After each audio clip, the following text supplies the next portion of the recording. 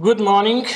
I am Coronel Alberto Marinheiro, advisor at National Defense Institute and coordinator of this conference.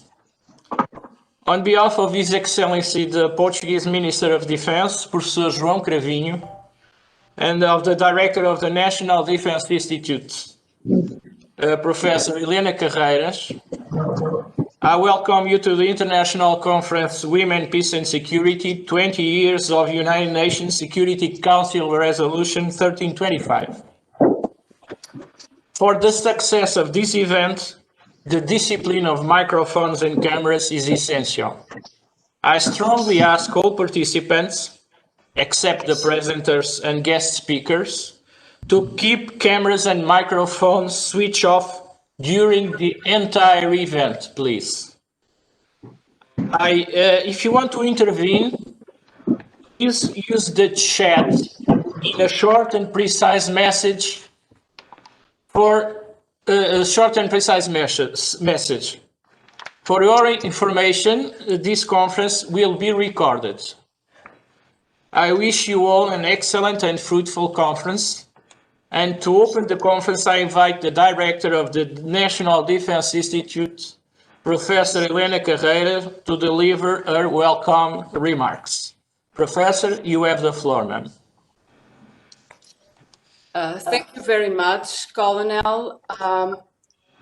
Thank you all for being here. As Director of the National Defense Institute, it is my pleasure to salute the Minister of National Defense, Professor João Gomes Cravinho, as well as all military and civilian authorities present, and warmly welcome our guest speakers and the many attendees who follow the online conference co-organized by IDN and the MNP Office for Gender Equality. Allow me to ask you to shut down your microphones while everybody is speaking in this conference. Thank you. We gather today to celebrate the 20th anniversary of United Nations Security Council Resolution 1325 and discuss the achievements and challenges to the Women, Peace and Security agenda it triggered after being unanimously approved by the UN Security Council in the year 2000. This was the first UN resolution to address the impact of armed conflicts on women and women's contributions to conflict resolution and sustainable peace. Recognizing the disproportionate impact of conflicts on women and girls and the underrepresentation of women in peace processes, Resolution 1325 stresses the importance of women's equal and full participation as active agents in all phases, from prevention to conflict reconstruction, and at all levels of conflict resolution. It also urges all actors to incorporate gender perspectives in all peace and security efforts. This resolution was followed by 9 others that together shape what some have called a new gender regime in international security. Most of these resolutions address the topic of conflict-related sexual violence, calling to an end to violence and impunity, providing effective support mechanisms, monitoring and preventing sexual violence, or providing an accountability system for addressing it. Other focus on women's participation in peace processes and peace building, and on defining a systematic approach to the implementation of commitments on women, peace and security, including the need for collaboration with civil society and the increased funding for gender-responsive training, analysis, and programs. Both individual countries and international and regional security organizations have been developing tools to implement the agenda, and a robust set of policy instruments and rules emerged during the past 20 years. UN member states were urged to adopt national action plans to implement the resolutions. And this year, in 2020, 86 countries, 45% of UN members, and 11 regional organizations, among which African Union or the EU, have adopted specific plans. International organizations have issued strategies to implement the resolutions and developed instruments accordingly. Creation of oversight bodies, development of a gender advisor system, appointment of formal representatives for women, peace and security. Two of them are guest speakers in today's conference. Yearly reporting by top authorities, mechanisms to reinforce leadership commitment and accountability, evaluation and monitoring. On April last year, 65 UN member states, UN entities and regional organizations confirmed commitments to accelerate the Women, Peace and Security agenda in areas such as creation and implementation of national action plans, participation of women from civil society, training programs, policy reforms, presence of women in military and security and police forces, or conflict-related sexual violence. However, against initial expectations, enthusiasm with 1325 has progressively been replaced by cautious statements and somehow skeptical analysis. While recognizing the groundbreaking character of this UN agenda and its potential for awareness raising, as well as notable progress achieved in some areas, both scholarly and policy assessments have pointed to the limited results achieved if compared to initial ambitions. Reports from the UN, EU, and NATO, for instance, highlight systematic obstacles preventing much of that progress to become standard practice. These include, among others, limited human and financial resources attached to implementation, uneven awareness of the resolutions and related organizational guidelines, broad range of potential interventions and lack of criteria for prioritizing, ambiguity of policy documents, lack of accountability mechanisms, flaws in the gender advisor system, absence of pre-deployment training, or lack of engagement with local communities in conflict areas. 4 challenges deserve to be particularly highlighted. The first regards the gap between policies and practices. And a good example here is women's presence in international missions. The very slow pace of growth in women's representation levels in international missions, or the pattern of occupational segregation thereof, are in sharp contrast with the agenda goals. Although the presence of women in UN operations has been growing, and that should of course be remarked, the actual proportion of deployed is still very low. In 2020, women made up only 5.6% of UN peacekeepers, around 3,961 in 70,048, the numbers I just got from the website.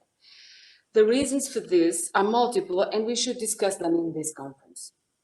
The second challenge is a potential clash between the discourses that are used to legitimize military women's new roles and the conditions for their equal participation as agents of international security.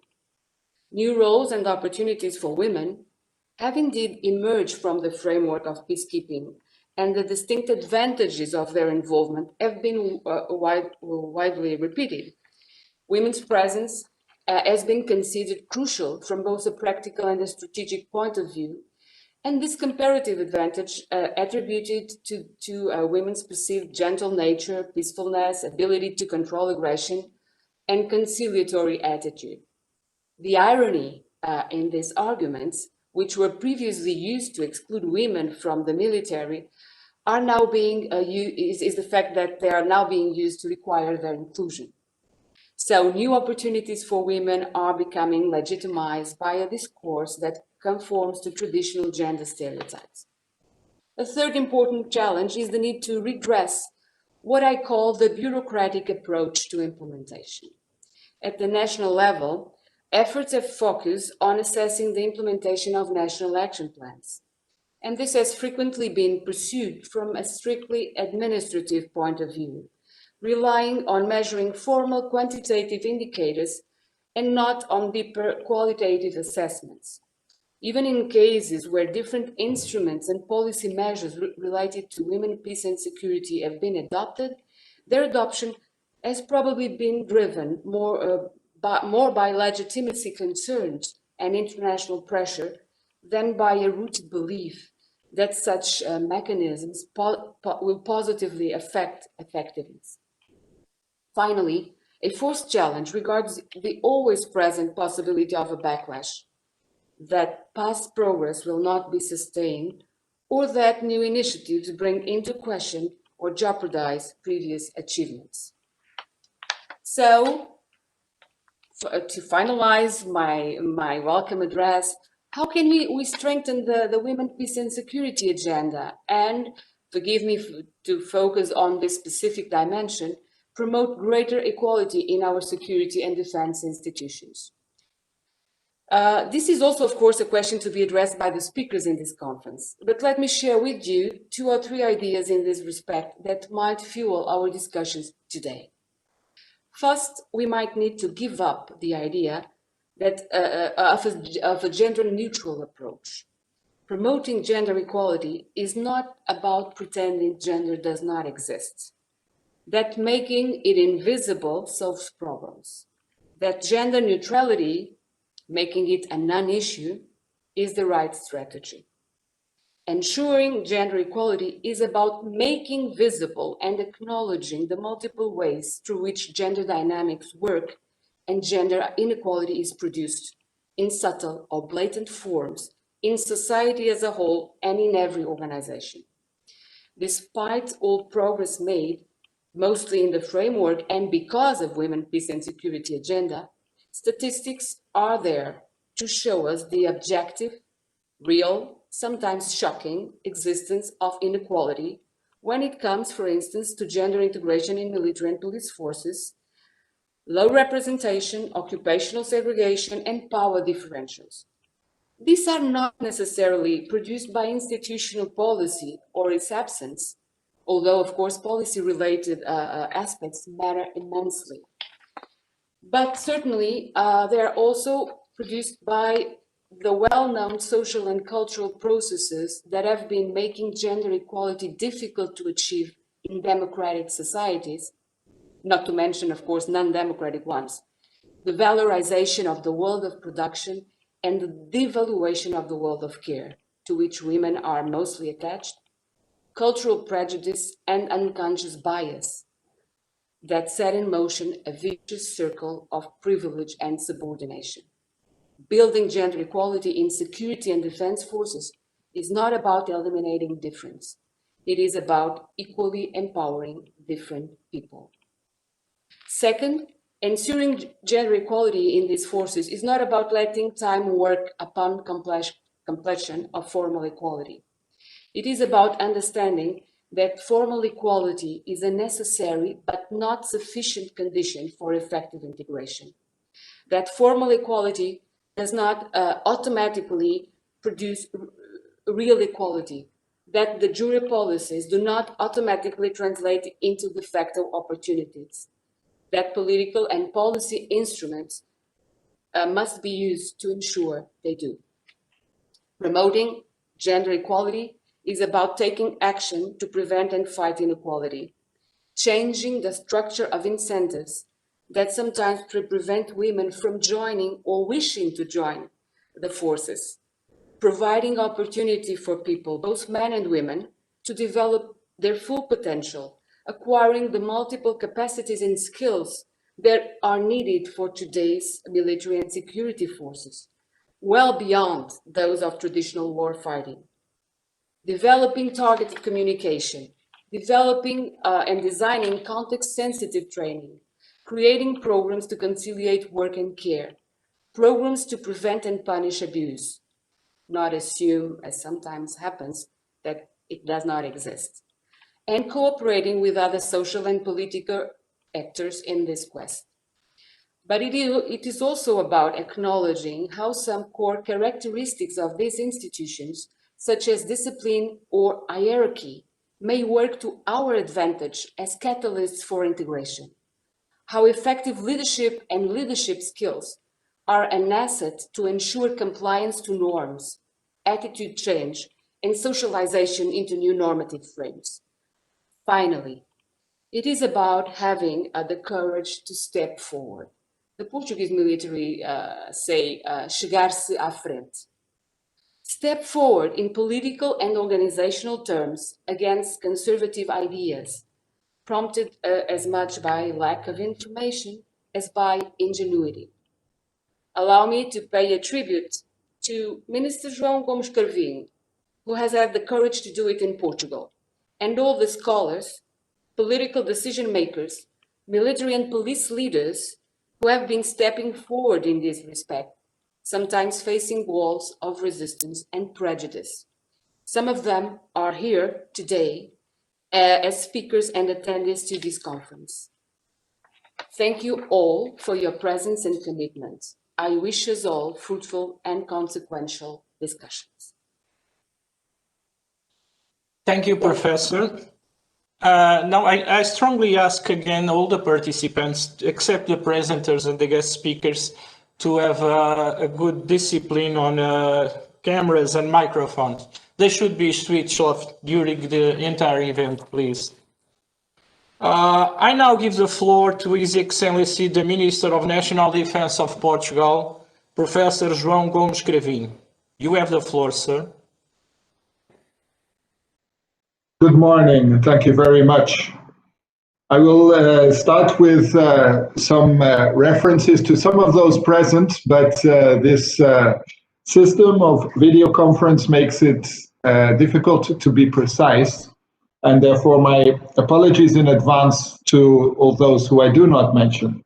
So Admiral Silva Ribeiro, our Chief of Defense, my colleague Teresa Ribeiro, Secretary of State for Foreign Affairs and Cooperation, Dr. Helena Fazenda, Secretary General of the Internal Security System, General Claro, National Commander of the National Republican Guard, Professor Helena Carreiras, Jean-Pierre Lacroix, the UN Under-Secretary General for Peace Participations, Peace Operations, and all other illustrious participants.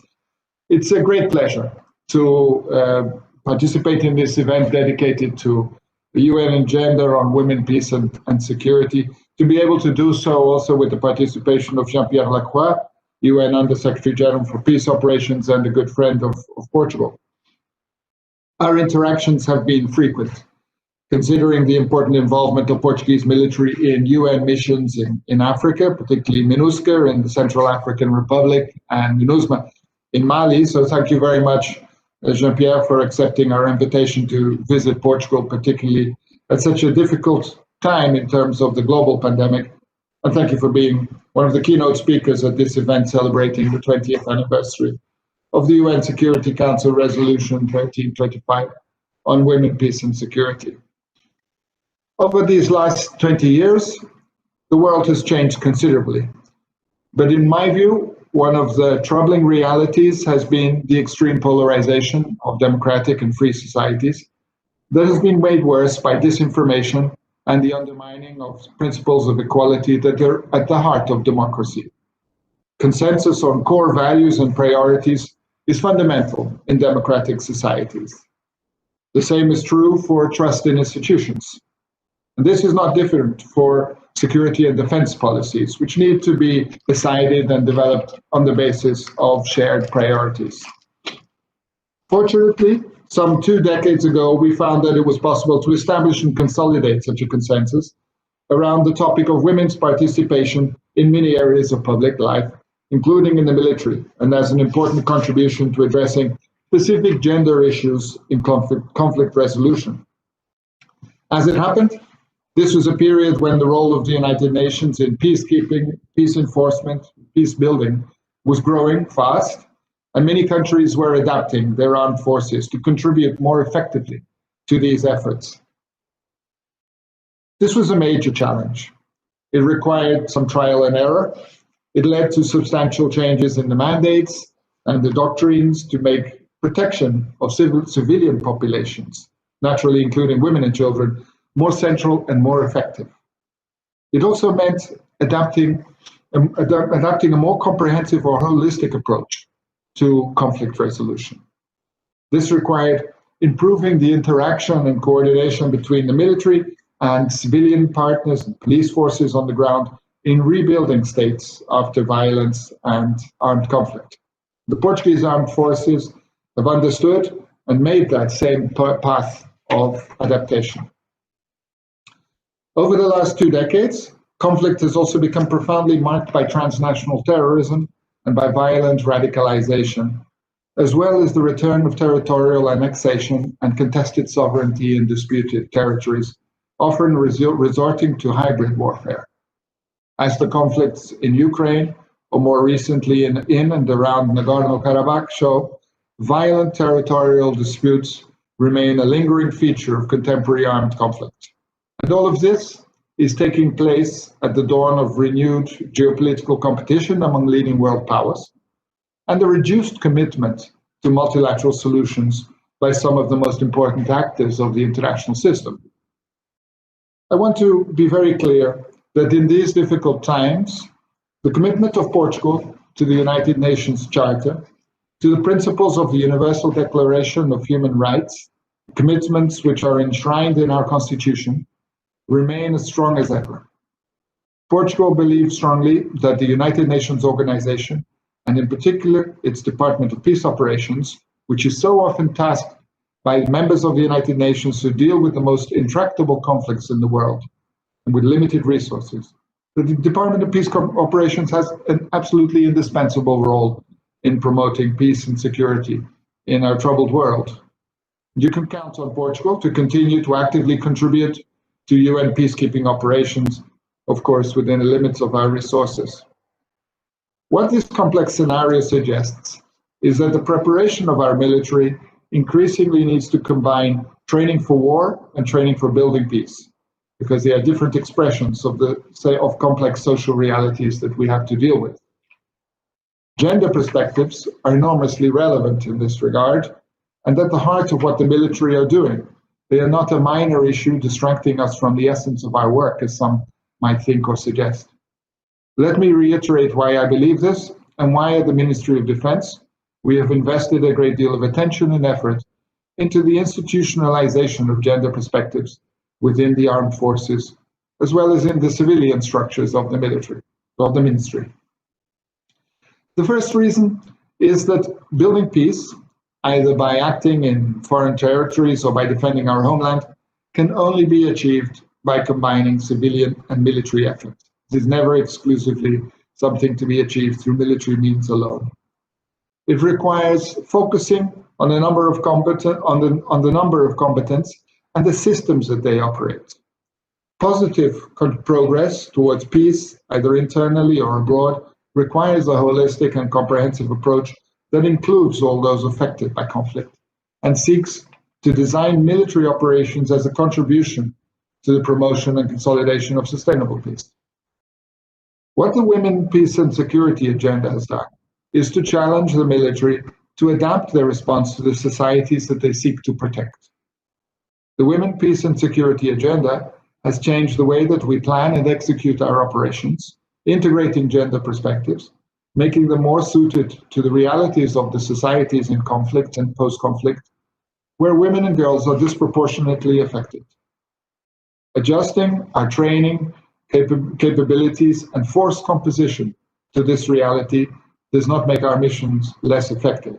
It makes them more effective, because they are tailored to achieve their final goal, which is bringing about sustainable peace. NATO's Secretary General has made this point very clear in his recent statements on the topic, by highlighting how much he believes that the alliance's military strength can be reinforced by greater participation of women at all levels. Having the best and brightest amongst us means having the skills of all of our population, men and women. So women have an important role to play in national defense, and thus we need to make sure that they recognize serving in the armed forces as an attractive career. But it also requires that our missions include the gender dimension by recognizing, preventing, and reporting acts of conflict-related sexual violence, as well as to reinforce security by better considering the impact that military operations can have on local populations, including women and girls. To make better decisions, we need to understand that the challenges we face and our responses to these challenges can affect women and men differently. This is a reality we should not ignore when we talk about security. Security from military attacks to cyber or hybrid attacks or even pandemics. We need to recognize who they affect and how in order to better develop more effective solutions. This is also in line with the message from UN Secretary General António Guterres when he highlights that women in many communities continue to be on the front lines of building peace and brokering deals that allow communities to heal. It is in the interest of all who dedicate their work to security and defense to empower them and to make sure that they are strong allies in ending war and in making our mission safer and more effective. Another major reason why we have invested a great deal of energy in institutionalizing gender equality at the Ministry of Defense is because we believe that only by making this a part of our DNA will we make the necessary transformations to have the people, the skills, and the values needed in a modern defense force. The armed forces can be the role model, the driving force for change in the societies and on their way to gender equality, as they are and were in the past in so many important matters in our society. And this is where I would like to refer to the third and final reason why I believe this agenda is urgent and needed. Looking at gender equality as an agenda pushed by certain political and social forces, rather than something we all have a responsibility to promote, is quite dangerous. The polarization of democratic societies relies on fictions, on biases, and prejudices that reflect only portions of reality that suit specific arguments. We cannot afford to see gender equality as a political issue. It is simultaneously a case of human rights, a matter of operational effectiveness, and a pillar for more sound and resilient societies. And ultimately, all of these factors are critical to keeping peace in our time. Ladies and gentlemen, I'm thrilled that so many of the leading experts and decision makers on this topic have accepted the invitation to participate in this event. I'm certain that your shared experiences and knowledge will be very useful in making our efforts relevant for the efficiency of our missions and for making women's participation more meaningful. I have Professor Helena Carreiras and her team, as well as Lieutenant Colonel Diana Moraes from the Ministry of Defense Office for Equality, to thank for this initiative and for the excellent list of guest speakers today, and of course among them the UN Under-Secretary General for Peace Operations, who is with us here now in Portugal. I look forward very much to hearing you.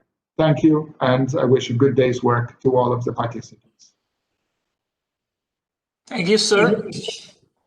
To open the second panel of this conference, the transformative potential of United Nations Security Council Resolution 1325, I give the floor to our keynote speaker, Mr. Jean-Pierre Lacroix, United Nations Under-Secretary General for Peace Operations.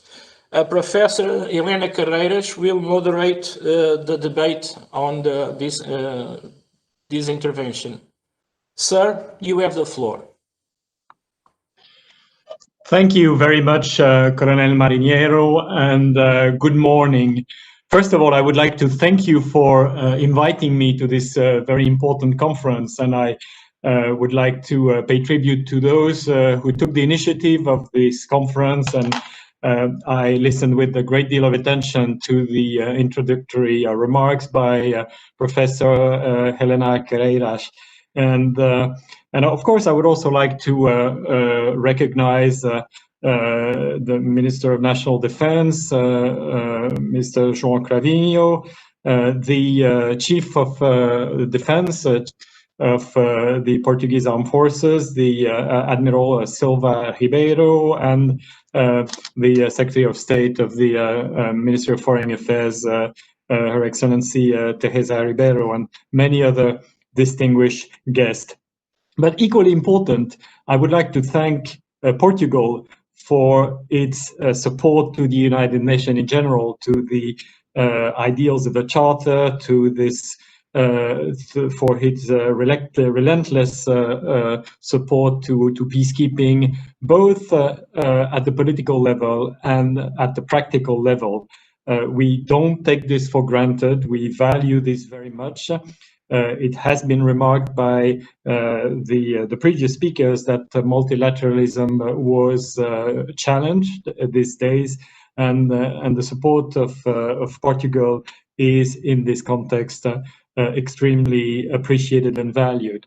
And I have to say that in addition to this very important political support, which translates, among other things, as far as we are concerned, in the support that Portugal is extending to the UN Secretary General's initiative, Action for Peacekeeping, Portugal also is very actively involved on the ground through its contribution to various peacekeeping operations. And I have been recently in the Central African Republic, and I was again a witness of how effective the participation of the Portuguese Commando Unit is in this context, contributing to, in the end, supporting peace efforts, because this is really what peacekeeping operations are about, and contributing in a very effective way to these objectives. And I also want to recognize other very important contributions, such as the one that is currently in Mali with the provision of a tactical transportation aircraft, which is a crucial asset in the context of our peacekeeping operation, with incredible logistical challenges, and particularly in the case of Mali. I'm saying this because peacekeeping is profoundly evolving, and it has to evolve because the kind of situation in which we are involved and the nature of conflict in general are evolving. And that has an impact on what we expect from our member state, and certainly what we expect from our troop and police contributing country. By the way, I would also like to recognize and highlight the fact that the UN police, which is strong of close to 10,000 police officers, is currently headed, as many of you probably know, by one of your fellow citizens, Police Commissioner Luis Carrillo, a good friend and outstanding colleague, also generating a lot of changes and positive evolution, including, by the way, on the Women, Peace and Security agenda in UN Police. So peacekeeping is evolving. We need different capacities. And I think the key features of the key elements that are generating these changes are the fact that we're facing very different situations. There was, if I simplify, a traditional kind of peacekeeping, which we still have in some of the mission settings, where essentially the mandate of our operation is about monitoring a ceasefire, and this is being done essentially through military personnel, either deployed along the ceasefire line or in charge of patrolling and monitoring. And this is the kind of operation that we have in Cyprus, or in the Golan Heights, or in Lebanon, or in Western Sahara, and in Kashmir. But the main efforts now, the vast majority of our resources, both financial resources as well as human resources, are dedicated to the big so-called multi-dimensional missions that are essentially deployed in Africa. And this is where we employ between 75 and 80% of our personnel. This is where we dedicated approximately the same proportion of our resources. And these mandates are much more diverse than the simple task of monitoring ceasefire. They range from actively supporting political efforts, a strong political mandate to support peace processes. They include a very high priority to protection of civilians, because these operations are deployed in contexts where violence still exists, and sometimes to a large extent, and therefore the protection of civilian mandate has become one of the key priorities of these large multidimensional missions. And these large multidimensional missions also include a very important component having to do with capacity building, building strong and resilient and credible police and justice and correction institution, as well as security forces. And in addition to these, what I would characterize as these three main priorities, these multidimensional missions also monitor and report the situation on human rights, and do have also mandates when it comes to protecting the most vulnerable population, particularly children.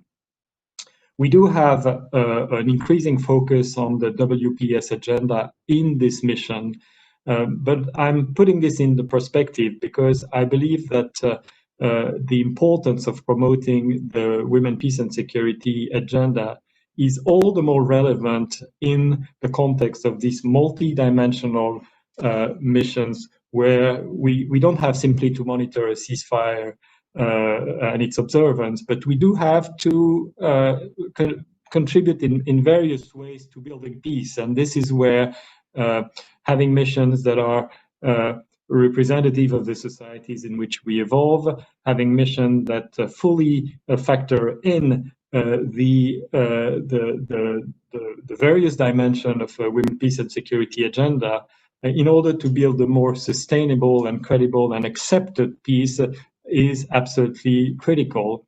And throughout my presentation, I would allude to how we try to incentivize women to be more involved in political processes, to be active players in these peace processes. We also incentivize women to be more present in peacekeeping. And this doesn't go without challenges, of course, but we also try to build institutions that are also that are compatible with the advancement of the Women, Peace and Security agenda.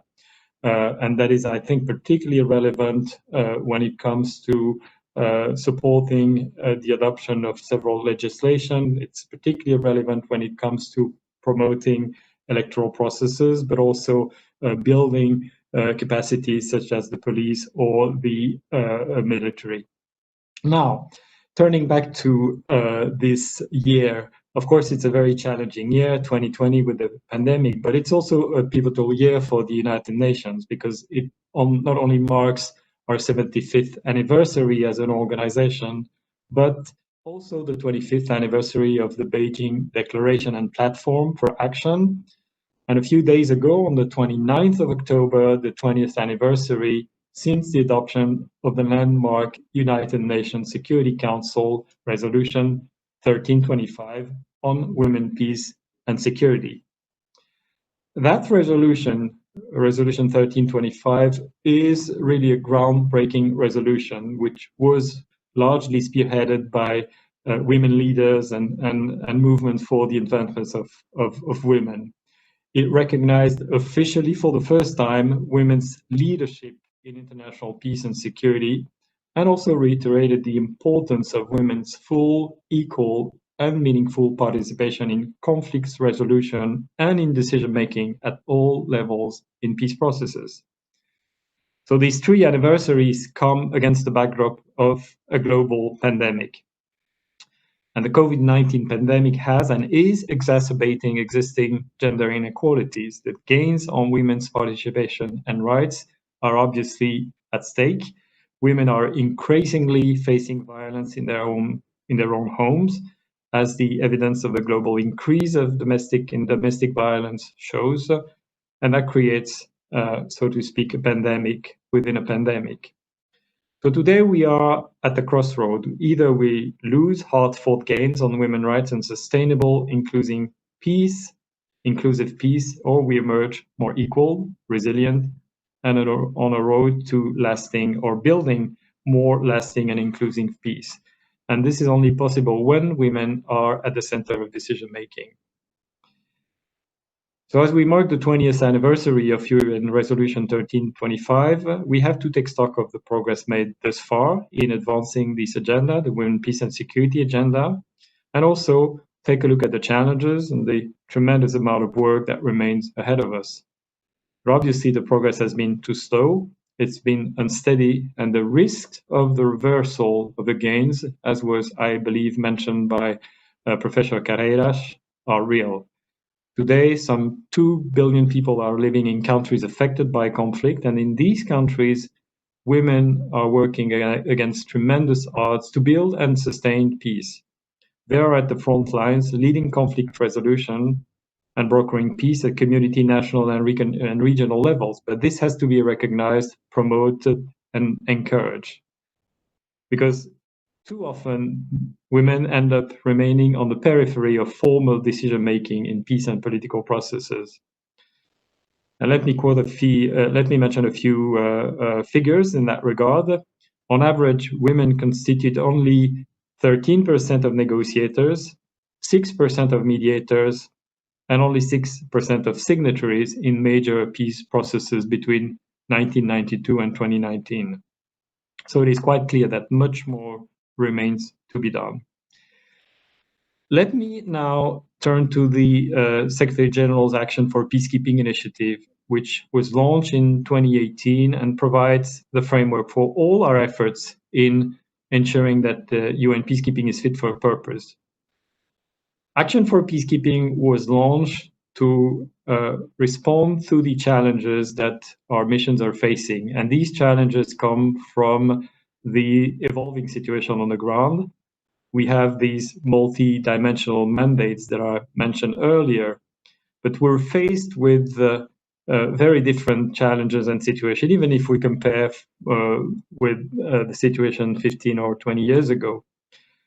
The conflicts in which we are involved, or rather the situations in which we are involved, are very often characterized by the subsistence of violence to a large degree. We are faced with armed groups, terrorist groups, criminal gangs who have no interest in building and supporting peace processes, and who are going after both our UN colleagues. The UN blue helmet or the UN flag doesn't protect anymore. It actually makes you a target in many cases. And these groups, more often than not, believe by preying on the population. They exploit natural resources. They're about controlling territory, and they're about intimidating communities. And they also, by doing that, commit egregious violations of human rights, and particularly sexual and gender-based violence. So we have, in many of these situations, and I should mention either the eastern part of the Democratic Republic of Congo, or South Sudan, or Mali, or certain areas of Central African Republic, we have this situation where some would say peacekeeping is deployed where there is no peace to keep. I do not always agree with that characterization, but at the same time, it is clear that we're facing with these ongoing violence where and the increasing need of protecting civilians as a result of that violence. We're also faced with a situation where there is not only a national peace to build, but there is a myriad of local conflicts that can and have to be addressed, because they also superimpose themselves to national tension and conflict, and they have also a devastating impact on the population.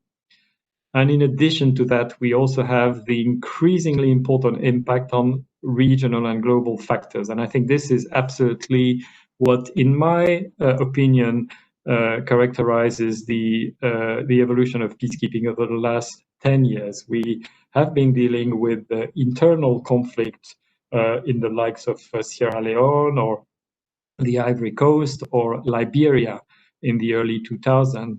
We're now dealing with situations like Mali or even the eastern part of DRC or even Central African Republic, where the transborder phenomenon, such as international organized crime, terrorist activities, all kinds of trafficking, are having a major impact on the national situation in which we are involved. And I think this means that peacekeeping more than ever, or rather, to put it differently, global peace efforts to properly deal with this situation have to factor in the local dimension, the national dimension, and the global factors that I mentioned, who know no border and affect the entire region, if not beyond. And in addition to that, we are also increasingly facing with the impact of different kind of global phenomena, such as climate change, which has a major impact on community and which has become now a major drivers of conflict, and the pandemic. And these two drivers of conflict are again impacting in a big way communities and particularly women. As a result of that, we also need more and more the involvement of women to make sure that what we build in terms of political processes, in terms of peace efforts, really responds to the challenges and the need of the communities. And very often, it's only by listening to what women have to say about their situation, the impact of conflict in their communities, that we can draw or conclude what the main elements of a sustainable, accepted, and durable peace will be. As a result of that, the Women, Peace and Security agenda is one of the top priorities of Action for Peacekeeping. Action for Peacekeeping is built around 8 key priorities. The main, we always put number 1, the political efforts, because we want to highlight that every peacekeeping mission ultimately is about supporting peace processes and peace efforts. And we want to make it clear to our member states that they have to support us more actively on political efforts. The other priorities have to do with building a performance, building partnership, zero tolerance in misconduct, particularly sexual exploitation and abuse, and sustaining peace, and the promotion of the WPS agenda. And actually, this is not exactly the right order, the one in which I mentioned this priority, because Women, Peace and Security agenda comes really at the very top. A4P reaffirms the centrality of the WPS agenda and further elevates women's full, equal, and meaningful participation in peace and political processes to the core of peace and political solution. And Action for Peacekeeping equally emphasizes the importance of increasing the participation of women peacekeepers, uniform and civilian, at all levels in our missions, and to systematically integrate gender into all stages of analysis, planning, implementation, and reporting. So we have here 2 major branches of the WPS agenda for us peacekeeping. One is promoting the involvement of women in peace processes. The other one is promoting the participation of women in peacekeeping. And of course, all of this is very much interlinked. And then I will also mention how important it is to factor in the gender dimension, the WPS agenda, in our efforts to build capacity. But before doing this, I would like to highlight the fact that the Action for Peacekeeping Declaration of Shared Commitments, which lists commitments of all the different peacekeeping stakeholders, that is to say us, the UN Secretariat, but also member states in their various capacity, members of the Security Council, members of the General Assembly, troop and police contributing countries that are directly or indirectly involved in the situation we deal with. All of them have endorsed or at least more than 154 of them have endorsed that declaration of shared commitment, as well as 4 organizations, including the European Union and NATO, who are represented here today. And furthermore, 12 member states have decided to become Action for Peacekeeping WPS champions. That is to say, they actively champion and promote the WPS-related commitments within Action for Peacekeeping. Another very important framework in this area is the Department of Peace Operation Policy on Gender-Responsive Peacekeeping, which was adopted in 2017 and rolled out in all peacekeeping missions. That is very important because our colleagues in the field need to be provided with this kind of guidance to implement the various aspects of our WPS objective. They're actually expecting us to provide this kind of guidance. And I believe we have made major progress in making sure that this understanding of what our policy on gender-responsive peacekeeping means has been mainstream throughout our mission. We have also invested in leadership and improved reporting requirements to better track implementation, accountability, and enhance data-driven generation of evidence and analysis.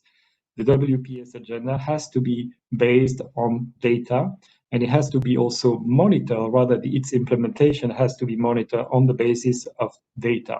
So really would like to emphasize this aspect because we need to know what the reality is in our mission, what is achieved and what remains to be done, and what is the impact on our activity. And it is of particular importance when it comes to the WPS agenda.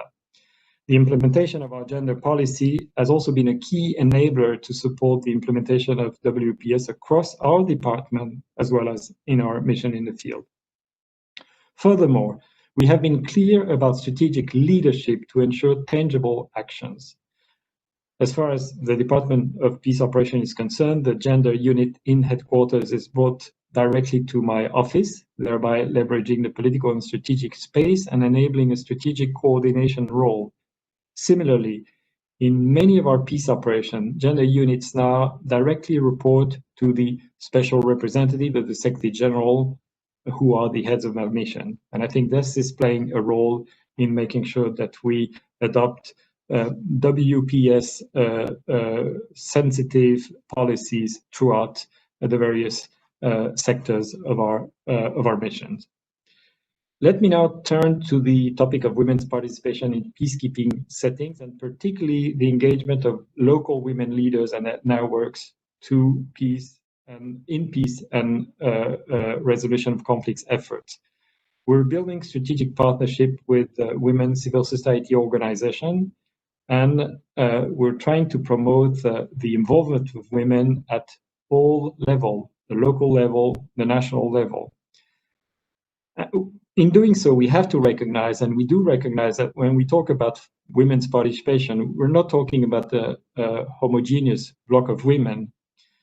We must ensure that women from a wide range of diverse backgrounds are engaged to inform, influence, and transform our decision-making and strategic actions. I think it's important to highlight that dimension because obviously in the situation in which we're involved, we have we're striving to involve women, but women are also part of their communities. They also represent political agendas, political ideas, objectives, and one of the challenges beyond the efforts about having more women, or to put it differently, it's not only about having more women around the table and involved. It's also about somehow trying to come to a point where there will be more of a women-specific agenda, and that doesn't mean dismissing the other elements, the political affiliation, the community affiliation, and so on and so forth. But we believe that one important added value of promoting the WPS agenda in that area, the increased involvement of women in political processes, has an even greater added value when we encourage a specific women concerns related agenda throughout these communities of women leaders. Over the past years, we have seen an expansion of the political space for women's participation and leadership in peace and political processes across peacekeeping contexts. I think that is true. Of course, there are limitations, but let me mention a few examples. In Sudan, the engagement of women as signatories in the recent Juba peace talks for Sudan and the inclusion of gender provisions in the agreement are notable achievements. The UN-AU mission in Darfur, UNAMID, has been very active in supporting Darfuri women leaders in the search for peace and security and in being involved in those efforts, including with their participation in the latest peace talks. Actually, when I was in Darfur, and that was just a few days ago, we again emphasized these very important aspects. We met with women leaders, as we do on a regular basis. And this mission, UNAMID, has been particularly active in making sure that there would be that strong association and involvement of Darfuri women in the Juba peace talks. In the Central African Republic, for the first time in the history of the country, women participated actively in the Khartoum peace talks, including one woman as signatory to the political agreement for peace and reconciliation in February 2019. I was there in Khartoum working with the African Union Commissioner for Peace and Security, and we witnessed quite a significant involvement of women, I would say particularly from the government side, but there were also some female representatives of the armed group. And this was not a coincidence. This was a result of persistent and strategic advocacy by local women's organizations and the support of the international community, the African Union, the United Nations, and others, such as the European Union. It is therefore crucial to ensure in the Central African Republic that the upcoming elections, which are to be held 2 months from now, are inclusive through meaningful participation of women as voters and candidates. This is, of course, crucial in every places where missions are deployed and where we are supporting elections. We pay special attention to making sure that as many women as possible would register as women, but also as many women as possible would be candidates for elected offices. As far as the Central African Republic is concerned, close to 50%, to be more precise, I think it's 46.8% of the registered voters are women. Of course, you would say it's more than normal because women are half the population, but you would also understand that in contexts such as the one prevailing in the Central African Republic, having achieved this result, particularly against the backdrop of the COVID pandemic, is, I believe, quite a significant outcome. In my recent mission to the Central African Republic, together with the AU and the ECAS, the Economic Community of Central African Space, we consistently reiterated the crucial need to guarantee women's participation during the electoral process and beyond, because of course it's not only about registering women as voters, it is also about making sure that they will actually vote on election day. I have to say that, and this is an aside, but to pay tribute again to the Portuguese unit, because the QRF, the Quick Reaction Force, was particularly instrumental in pushing back an armed group in the northwest of Central African Republic, so that we could make a vast area more secure and therefore allow for the registration of voters to take place. And therefore, without the involvement of the Portuguese unit of MINUSCA, this wouldn't have been possible. And I believe this is a link between, or one of the links that can be established between an effective participation in the military wing of peacekeeping and ultimately the successful pursuit of our goals when it comes to promoting the active involvement of women in political processes. and we're very grateful for that.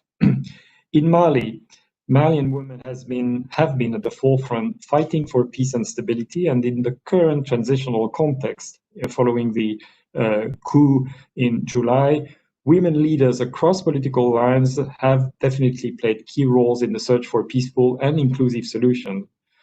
Following a high-level workshop on women's participation supported by the UN's mission in Mali early this year, MINUSMA, the signatories to the peace agreement agreed to increase women's participation to 30% in the peace implementation and monitoring mechanism. In the last meeting of the Agreement Monitoring Committee, women participated for the first time. This is really an achievement because we were quite, I would say, concerned at the challenges in making sure that there would be that kind of women's participation in this very important forum, which is the main mechanism for the monitoring of the implementation of the peace agreement. Another example, Cyprus, in the negotiation in Cyprus from 2015 to 2017, women were engaged on both sides of the peace device. Since then, women's bicommunal peace walks and all kind of engagement throughout or across communities supported by women have further strengthened dialogue and cooperation amongst community. And we hope that the talks, the peace talks supported by the United Nations will soon resume, and if they resume, that they will allow for a strong participation of women. In Lebanon, our mission has also worked with women's organizations and the government of Lebanon to develop the first national action plan on Resolution 1325, which was endorsed in September 2019. So there are many examples of women's leadership, and during my time as USG for Peace Operation, particularly going to the field, I have met many women that are willing and to be engaged and that are excellent leaders. We always meet with them when we go to our mission, both at the local and national level. We've also conducted joint mission with the Executive Director of UN Women, my colleague and friend, Phumzile Mlambo-Ngcuka, together with the AU and the AU Forum for African Women. And we pushed for the active participation of women and also the implementation of the legal provision that provide for the involvement of women in either government bodies or elected assemblies or monitoring mechanism. I have to say that we need to do much more. And I think the key issue there is how to turn this increased engagement and how to turn these commitments that are, as I said, in many cases translated into legal provision, into real and effective involvement of women in the ultimate decision making. In other words, making sure that we don't have women around the table just for the sake of having women around the table, but that they are actively made active participants of decision making. And here, I believe that we still have a lot of work to do. We see that one thing is to have 30% or 35% quotas of women participation, as we have in South Sudan or in Central African Republic. By the way, these legal provisions were supported actively by the UN. Another thing is to have them really implemented, and it's a tall order. So we need to continue to work together so that we can really achieve these objectives. I would like to turn now to another area where we really try to push forward the Women, Peace and Security mandate, and these are the area of DDR, that is to say, disarmament, demobilization and reintegration, and SSR, security sector reform. Over the past year, I think we have made great progress in increasing our efforts to promote gender-responsive security sector institution and arrangement. We are ourselves asking member states to provide us with more women in peacekeeping. I'll turn to that later. And what that means is that we need to have member states with more women in their armed forces and police forces. And we believe that when supporting a host government in the building of the capacities of its armed forces or police forces, we need to make sure that there will be the importance of having women in those uniform forces will be taken into account and will be initiated at the outset. So we have developed guidance for that. We have made sure that whatever efforts we do, we make at the level of our mission to support security sector reform and the building up of these capacities, we do integrate very closely and since the beginning of the process the WPS dimension. We also make efforts to centralize the role and contribution of women ex-combatants and also women peace builders in disarmament, demobilization, and reintegration, DDR, and also community violence reduction initiatives. These are very important part of our work when we achieve some sort of positive result in particularly in local conflict that usually ends up with DDR initiatives and community violence reduction initiatives where we associate our colleagues from the United Nations Agency Funds and Program. And this is where it is, we found crucially important to closely associate women, both ex-combatant, women combatant, but also the women in the communities. This has been possible through substantive gender analysis and also by strengthening women's leadership and influence in security sector decision-making processes. Women combatants obviously represent a small percentage of demobilized caseloads in peacekeeping missions, but community violence reduction initiatives have enhanced women's role in mitigating local conflict, preventing recruitment into armed groups, and increasing the sustainability of reintegration, and also building community resilience. In both Mali and the Democratic Republic of Congo, for example, women represent half of the beneficiaries of our mission's community violence reduction project. And it is also encouraging that in the Central African Republic, women are actively engaged in the national DDR and SSR committees, which are the monitoring bodies for the processes. Additionally, the implementation of new accountability tools and strategic guidance from standardized gender-responsive conflict analysis as part of transition planning to the inclusion of a special objective on WPS results in the compacts of our senior leaders, that has also yielded results. The presence and expertise of our gender advisors across headquarters and in peace operations also plays a great role in enhancing these accountability tools, because we now want to make sure that there will be, we can measure the performance of our senior leaders in the area of implementing the WPS agenda, making sure that there will be accountability for that. Finally, let me turn now to the important objective of promoting the role of women peacekeepers and their leadership in peacekeeping.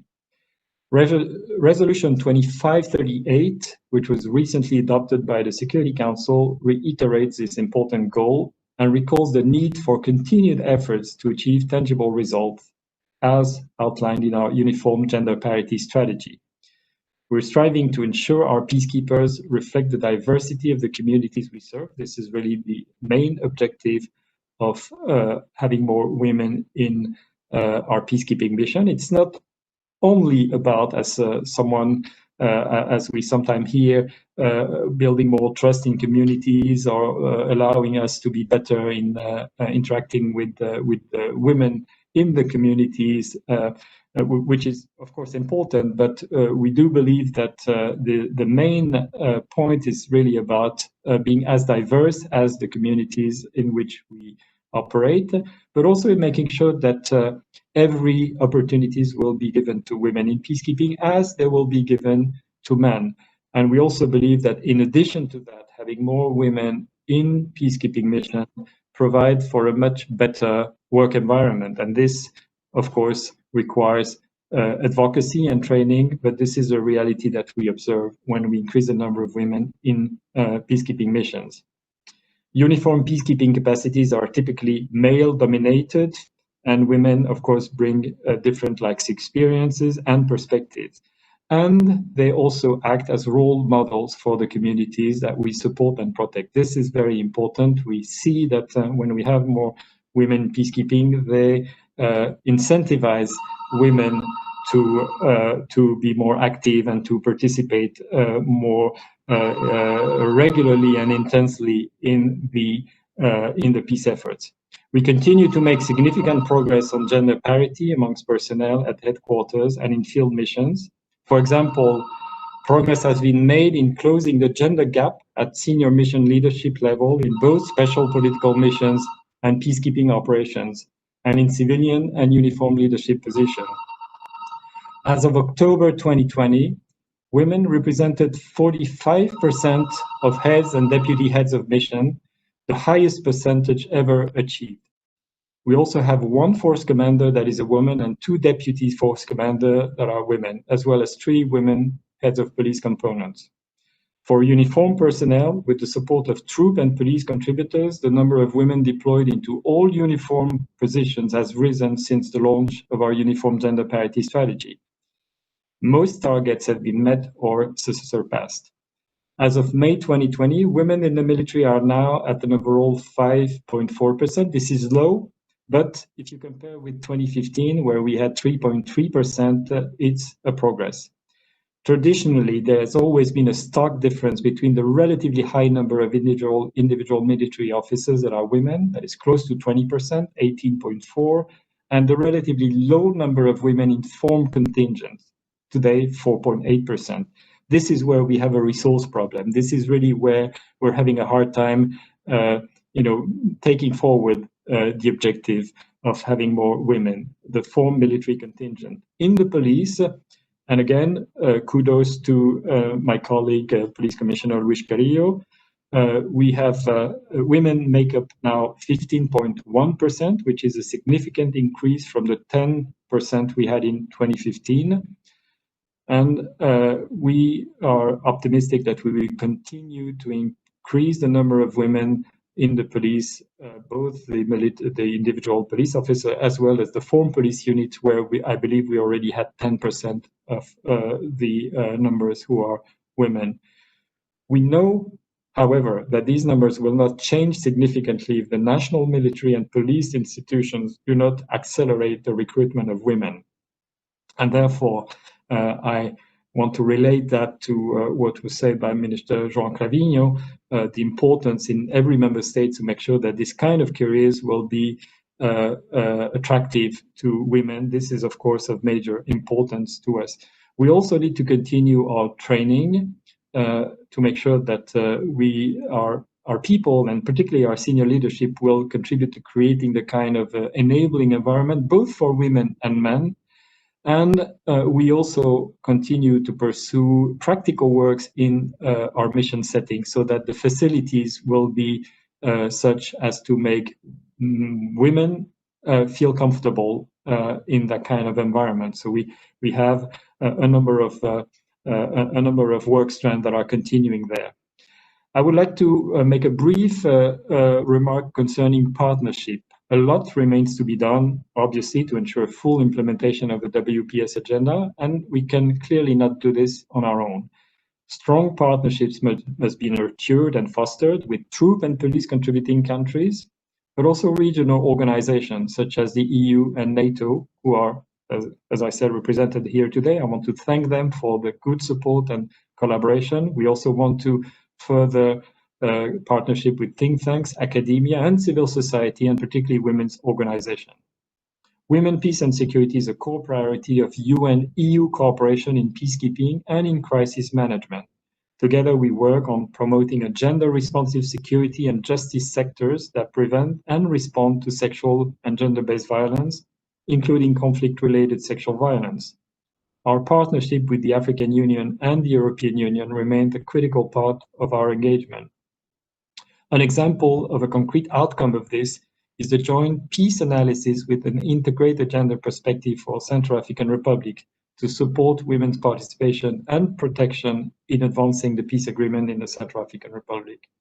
Equally, we appreciate our partnership with NATO, and we continue to work together and learn from each other's efforts on enhancing the implementation of the WPS agenda. So finally, Excellencies, ladies and gentlemen, I would like to mention the UN Secretary General's recent call to action on women, peace and security, which he made at a roundtable discussion with women leaders earlier in October.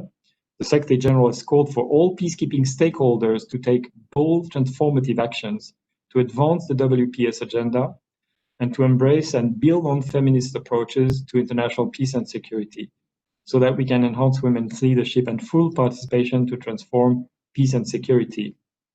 I want to take this opportunity to echo the Secretary General's call here. We have a long way to go to truly reach gender equality and full involvement of women in those peace efforts and in peacekeeping.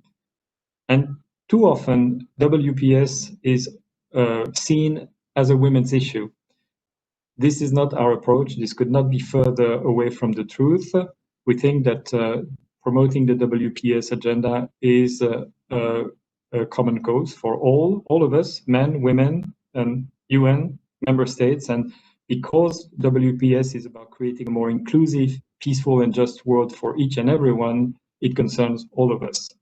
So I would like to thank you for your attention at this stage, and of course, looking forward to your comments, your question, and the discussion. Thank you very much again for inviting me. Thank you very much, USG Lacroix. It's been a pleasure to listen to you. Thank you for your comprehensive and really wide perspective on the agenda. So I will now open the debate. We have some 10 minutes and I already have a few questions here, but I invite all those who might want to ask something to add the question very shortly, please, at the chat. Let me so tell you about the questions we already received. One of the questions is about the possibility of backlash and resistance to the agenda among UN Security Council members themselves. It has been seen in the past that there's strong resistance sometimes to some texts seeking to develop further the agenda, and even the rejection of previously agreed language. There's been recently a proposal by Russia that was rejected. So the question is, do you think we might be going this way? And I'm reading, what needs to be done to avoid backlash to happen? The second question is about accountability as one of the important pillars of the Women, Peace and Security agenda. And somebody asks, are there moves underway within the UN to strengthen accountability within peace operations when it comes to women, peace and security? So this is the second question. And I have two others. One that has recently been added. Well, comments on the women, peace and security situation in Mozambique, taking into account that women and children are the most vulnerable, and what's happening there in Cabo Delgado, I believe the person is thinking about. How to involve more women in peace processes locally. So we have this already 3 questions. Maybe I could add the 4th one, and then I will give it to Jean-Pierre, to USG Lacroix to answer. A question about the problem of sexual harassment and the impunity.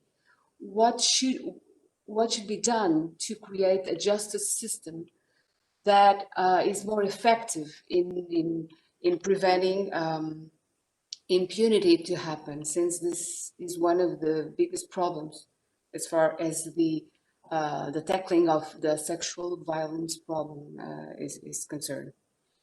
So I think this is more than enough for the short 10 minutes, but we'll see if USG Lacroix can answer these questions, and if there's time, we could add another one. Thank you so much. I'm not sure that. Yes. Yes, you are with us. Okay. Thank you. Thank you very much. I will start maybe by the last question on building justice system to so that they can be more effective in bringing about accountability for sexual and gender-based violence. And since the question was also about sexual harassment, and then maybe I'll touch on the issue of SCA in the field in peacekeeping mission. I think that first of all, the expectation, the quest for accountability is really one of the central expectations of the communities. This is always striking when you go to the field to hear from those communities and how important it is to them to achieve accountability. There are various ways of achieving that, for example, the peace agreement in the Central African Republic covers a wide spectrum of mechanisms that go from strengthening the mechanisms that are more akin to Truth and Reconciliation Commission, all the way to the justice system and beyond. Of course, there is the international justice system, the International Criminal Court. My sense is that the efforts that are, I think, more promising are the efforts aiming at building justice system, national justice system, with the support of course, the international community, and in some cases that can involve a great deal of international expertise. We have in the Central African Republic the special chambers, actually, with the support of international judges, but this is still the national judiciary. And I believe that when the national judiciary is able to bring about accountability, this is better for the countries, and this is the communities feel also better because they feel that they achieve accountability, but also their national system is becomes able to achieve that itself. Therefore, I think that this is where efforts have to be, I think, focused in large part. It is manifold because it has to go through not only building up the justice system, but also making sure that there is adequate legislation, so that these kind of crimes can be prosecuted and can lead to ultimately sanctions.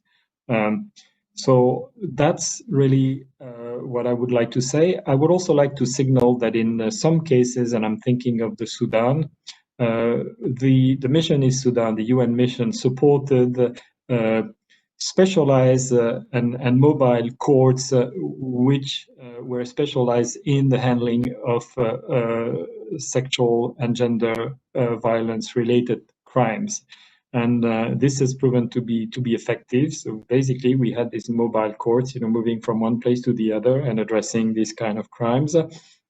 There was also an attempt to build a special jurisdiction in Juba, but I think this is moving much more slowly, and this can be also an important or an effective way to take that forward.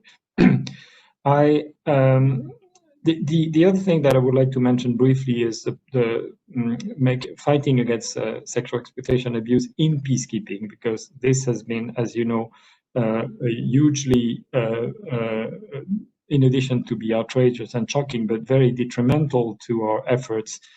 I think we're in a better place now because there's a higher degree of awareness amongst our member states of the importance of fighting this and preventing this. There is a higher amount of training, a much better reactivity after allegations. And when allegations are brought to our knowledge, usually it takes now a very short time before investigation teams are brought into the mission and start their work. We have also enhanced support to victims. So we are in a better place. The numbers are falling, but there are a couple of challenges that remain. One of them is to handle the older cases, the older allegations, making sure that they will be pursued and dealt with. The second one is to encourage all troop and police contributing countries to have adequate legislation in their national legal system so that these crimes, these acts can be actually handled by the justice system and can lead to appropriate sanctions. And I think the third element is to continue our training efforts and to make sure that we do that all allegations are brought to our knowledge. And we know that some allegations may be unfounded, but it's very important to continue these efforts. It's ongoing efforts that have to be pursued there. The risk of backlash, yes. I mean, I think that we are obviously in a world that is divided, in an international community that is divided. That is quite clear. My sense is that we have the groundwork, the text, the resolutions, the principles that lay down in those founding texts, and you know, it's right now much better to focus on the concrete actions on the ground, and I believe that from experience that we can achieve a lot there. We saw recently an example of the division of the Security Council when a draft resolution on women, peace and security was brought forward by Russia and ended up not adopted.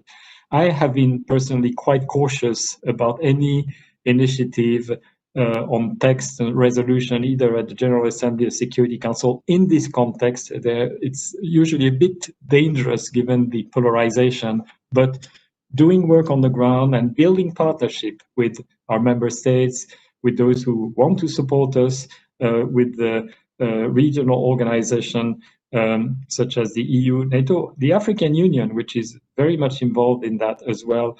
That is really where I believe we can continue our work, and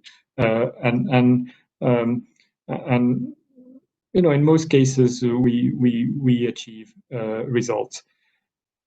Accountability is very important. Accountability from the senior leadership in the implementation of WPS agenda. First of all, I would like to highlight that when we select mission leaders, there is a systematic. Systematically, there are questions about the involvement of women, sensitivity to diversity, but also what the WPS agenda means. So it has been totally mainstream in the selection processes. And as I mentioned, it is also now part of what we call the senior leaders compact, that is to say, the sort of plan of action based on which senior leaders are assessed. But more important than that, because these are processes, I do believe that there is now a strong awareness in our leadership of the importance of the WPS agenda. And I can see that where I go to mission, our leaders know women leaders, they are helped, they are supported, they are promoted, both at the local, national level. They are considered an essential part of our efforts. And I think this is really what has changed. Again, more needs to be done, because we have to move from what can be sometimes only formal or not concrete enough to ultimate, real involvement in decision making. On the last question, I believe was, there was a question of Mozambique, and I don't have much to say other than the situation there seems to be reflecting of the fact that we have a terrorist network that is increasing its reach and influence in that part of Africa. We can see that as well in the eastern part of the Democratic Republic of Congo, where we are involved and we're having to grapple with the one group at least, which claims to be affiliated to ISIL, which is the ADF, and therefore we have typically a situation where missions are involved, and then a regional phenomenon, which also is a global one, terrorism, which is affecting our work, affecting communities, and requires more than a peacekeeping mission to complement the effort that we're making in the DRC. And then, if I understand correctly, another point was about involving more women in local efforts, to which I would say that well, I believe that what is important there, our colleagues are doing a lot, are civilian, especially experts in community violence reduction, which are integrated program where we do both the community engagement and conflict resolution or support to conflict resolution, but we also try to bring in projects so that the life of the communities can be improved as a result of successful peace efforts. I think first of all, there is an issue of resources, and second, there is an issue of making sure that we sustain these efforts over time. And this is, I believe, where we need to do more. I also believe that we need to make sure that our local efforts are fully integrated. And one of the key remaining issue, I think, systemic issues, which we will have to face moving forward, is this issue of making sure that whatever is done by the different components, the police, the military, and the civilian, is fully integrated and fully goes in the same direction. And that, I believe, would help, including in making sure that we are better at local community violence reduction and better at involving more women in these efforts. And I will stop here. Thank you.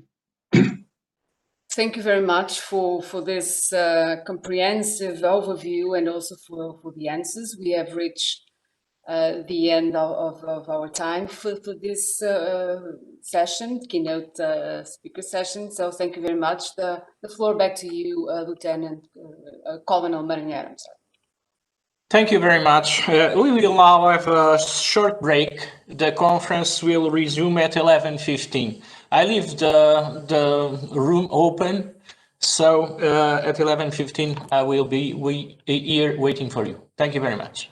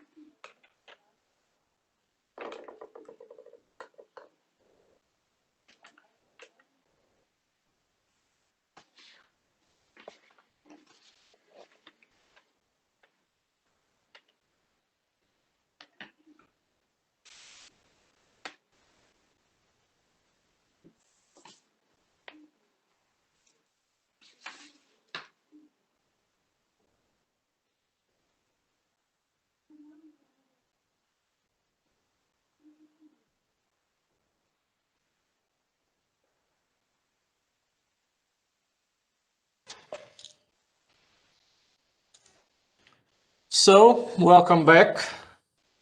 The roundtable will now take place with the moderation of the Director of the National Defense Institute, Professor Helena Carreiras, to whom I pass the floor. Thank you very much, Colonel.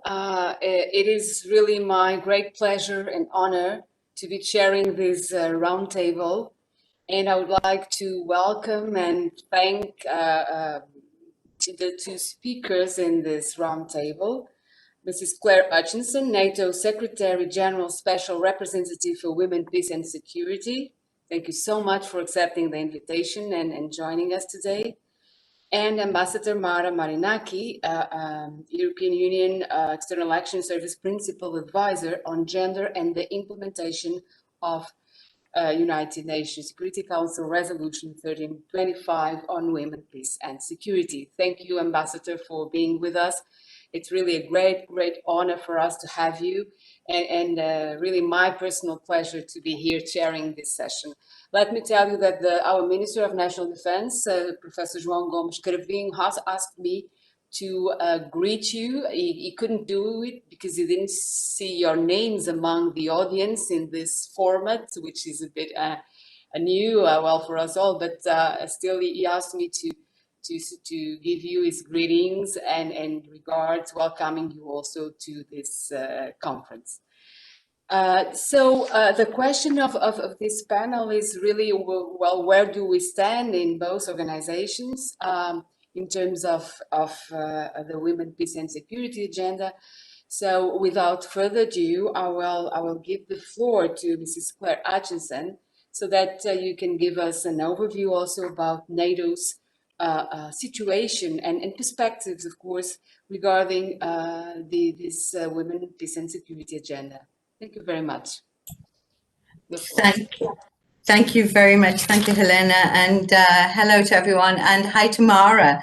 Unfortunately, I've not been able with COVID to see you for a long time, so I hope it changes soon. And congratulations on to the National Defense Institute for this great initiative, and especially thank you for doing it on the back of the anniversary, because one of the biggest problems with the anniversaries, and we've seen this from the 5th to the 10th and now to the 20th, is that the energy that's put into raising the bar and putting concentration onto women, peace and security on every anniversary, and then later we forget about women, peace and security. So thank you for doing this on the back of that. 1325, has been mentioned, changed really the way we looked at peace and security internationally, and NATO is no different. It was that watershed moment where the Security Council became obviously engaged or seized of the role of women, not only in conflict, but in its aftermath. And a lot has changed. A lot has changed internationally. I started working in this mandate many years ago, and I can remember being with peacekeeping in UNMIC when trying to get someone to women, peace and security training in 2003, we had to bribe them with biscuits to get them into the room. We don't have to do that today, but still we have to try to convince people of its legitimacy, unfortunately, but we'll talk about that later. But for NATO, we've come a long way, and we have long been invested in increasing numbers of women. We had the very first conversation on women in NATO forces in 1950, and then the establishment of the Women in NATO Forces Committee in 1976. So we have been invested in this for a long time, but our full acceptance of women, peace and security as a transformative agenda didn't happen obviously till the adoption of the resolution, and actually even a little bit later. But that's not to say that we didn't understand protecting women and engaging with women was important. And for a long time in our missions in K4 and our mission at the time in ISAF, we had women working with other women. We had women on patrols that were engaging communities. We had women and men working K4 on protecting women, and most recently with the support of K4 troops to the establishment of a shelter for domestic violence. But again, as mentioned before, and I'm glad that we are going to bring this up, we should not be talking about just relegating women deployed to just engaging with women or for intelligence. And I think that is, as we move forward, one of the areas we have to look at, because the narrative that narrows women's engagement in women, peace and security has evolved, but it hasn't evolved as much as I think it should. So NATO has recognized women, peace and security in operational context. We've also started to recognize over the years the gender lens, the idea of looking at this as integration of gender perspectives, including that we've deployed gender advisors since 2009. So now we have them like the UN and the EU in our missions, and we use gender advisors, work with gender advisors as our sort of guide to commanders. But again, a caution as we move forward. We aren't doing enough to train and to integrate gender advisory capacities into the work that we do, and we will focus more on this over the years. So NATO developed its first policy on women, peace and security. At the time it was called 1325 policy in 2007. And over the years since then, we have revised this policy and the action plans, most recently in 2018. And we have an architecture, a robust architecture of policy and doctrine now across NATO, from our military colleagues as well as our political level. Most recently this year, we put out a language manual, which highlighted the way we do gender inclusive language and changing the way we speak in even our committees. Changing the word from chairmen to chair or chair people is really important. And now to push even further to say, let's stop using the word manning and let's get more into gender inclusivity as we talk about women, peace and security. And so we are very, very focused on this because it is a priority, and the Secretary General, NATO Secretary General, recognizes this as a priority and has said, because it's now even included in our 2030 visioning. So we base our work on 3 I's: inclusiveness, integrity, and integration. And on integration, it's, as I said, it's about including a gender perspective into all that we do.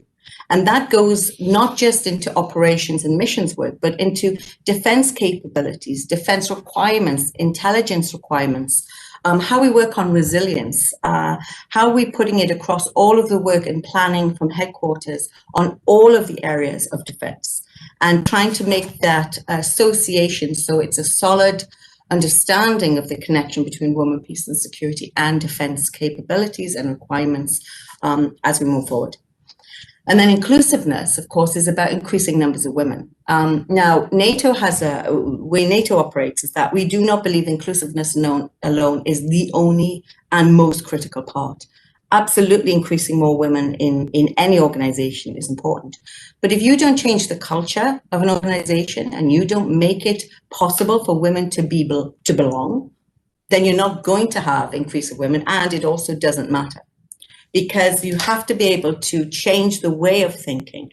It has to be integrated into all of the policies and the thinking, and it has to be a two-pronged approach. Increasing numbers of women coupled with integration into policies and doctrine. And if one of those missing, you will not achieve gender equality. So we have a double sort of strategy to that. So we have increased numbers of women over the years, and now we actually have across our NATO allies in our national forces, 12% of women. 12% of women in the allies, in our allied countries. And at NATO headquarters, we have 30% of women in management. So over the last 20 years, that has been a huge sweeping change. But again, not just focusing on numbers. And we have to make sure that we also have all of our positions open to women. And I mean this in the military context. 85% of positions are currently open to women. What we need to do is have 100% open. So that means all positions from infantry to special forces. Women should have the possibility to apply to be part of any part of the armed forces. And this is something, again, we have to focus on. We also have an increase of defense ministers who are women. And just recently at our defense ministerial, we saw the amazing growth, the exponential growth of women who are working in defense at ministerial level. So finally, on integrity, our last I, and this is very important because it's about behavior, and the UN, it was just mentioned before about sexual exploitation abuse. Last year in 2019, NATO adopted its first policy on preventing combating sexual exploitation abuse. A long time coming, but we have it, and we are really invested in this now in terms of how do we prevent this, and how do we action this in all of not only our missions, our operations, our activities, and at headquarters. And we have an action plan which was endorsed and noted by our defence ministers a couple of weeks ago. So women, peace and security for us has evolved and expanded, and it's expanded beyond just thinking about this in operational context, but how do we put it into cybersecurity, terrorism, conflict-related sexual violence. So what needs to be done? Well, we have a good foundation. We are starting well. We have, I think over the last maybe 10 years have really expanded and grown. But I'm linking it to what we do to three things. And as I like reiterative alphabet, I'm going to say we need to look at 3 R's: on resonance, responsibility, and results. On resonance, we have to link our work to broader areas of security. And this is what we as NATO are focusing on now, where we have to move from the traditional. Quite often I see one of the issues of women, peace and security being held back is us talking about the same things in the same way that we did 20 years ago. We have to get a little bolder about expanding our thinking on women, peace and security. And in defense and security, we have to be linking it to areas like cybersecurity, hybrid warfare, terrorism, countering terrorism, technology, robotics, the areas that are going to give us more of a robust understanding of how we work in defense and security. And so the areas even to us that are interesting are climate change and the role of climate change in the women, peace and security agenda, and how that is linked to security, how it's linked to migration, it's how it's linked to refugees, and how it's linked to security more broadly. And so this is for us the resonance of the resolutions and the resonance of women, peace and security. On the area of terrorism and countering terrorism, we have to put more focus in, and we now have weaved it through our action plans and our work on countering terrorism, because we're watching, for example, Daesh and Boko Haram and the use of women as terrorists. And we saw 13% in some cases of women from different parts of the globe going towards and actively contributing. And we know collectively in any conflict, 30 to 40% of women are combatants. So we have to recognize women, peace and security and the resonance of it in terms that women aren't just victims. They are active agents in conflict, and sometimes they're active agents against peace. And so we have to be a little bit more broader and also recognize that the idea of feminist appeal of women, peace and security has to resonate with the broader understanding of women, peace and security as security. And so then looking at responsibility, again, this has to be about leadership, top down, bottom up. Our leaders have to be engaged, and it was lovely to see over the last month, many leaders from many organizations, but we have to do better. And we have to understand the responsibility lies with everybody. This is not the work of the gender advisor. It's not the work of a special representative or a person who's identified to lead this. This is the responsibility of women and men, of the young and the old, and of everybody, because it's about gender equality and transformation, and we have to get better at that. And then finally on results, we have to do better to measure and to look at how do we bring this seamlessly through. And one of the issues is how do you measure mindset change? And it's very difficult. How do you, over a small time, get an indicator to say this works better because people are appreciating gender equality differently? So in the future, our next steps of the future, well, first of all, we have to, as I just said, align it better with everyone. We have to stop having gaps between military and civilian. We have to be on the same page. Men and women have to be engaged in this. Again, as I said, the responsibility isn't alone a woman, because it's not a woman's issue. This is security. We have to make sure, and this is where a message to younger women, that gains sought and found and gains that we have in terms of equality can very be easily lost. And so this isn't just the purview of somebody who's been around, like myself, for a very long time, but we have to make sure that younger women are also engaging and fostering a women, peace and security approach with a more broader concept of what this means. And we have to work well with our international partners, our international friends, like the EU, and we have a wonderful relationship with the EU and with the UN and with the OSCE, and we want to work with everyone. We are an inclusive women, peace and security approach. But I think we have to drop down silos and try to find a commonality in purpose as we all move forward. We are only going to achieve what we want to achieve in gender equality if we all understand and get this and get to working together. And so that we have now a platform, the RA, the Regional Acceleration of Resolution 1325, which we believe is a really positive platform that we can move on internationally, and that's about putting women, peace and security at the center of that. But we also have to do better with civil society. And we have a civil society advisory panel. We need to engage them better as we move forward, and we hope to do this. And then also focus on training and leadership again.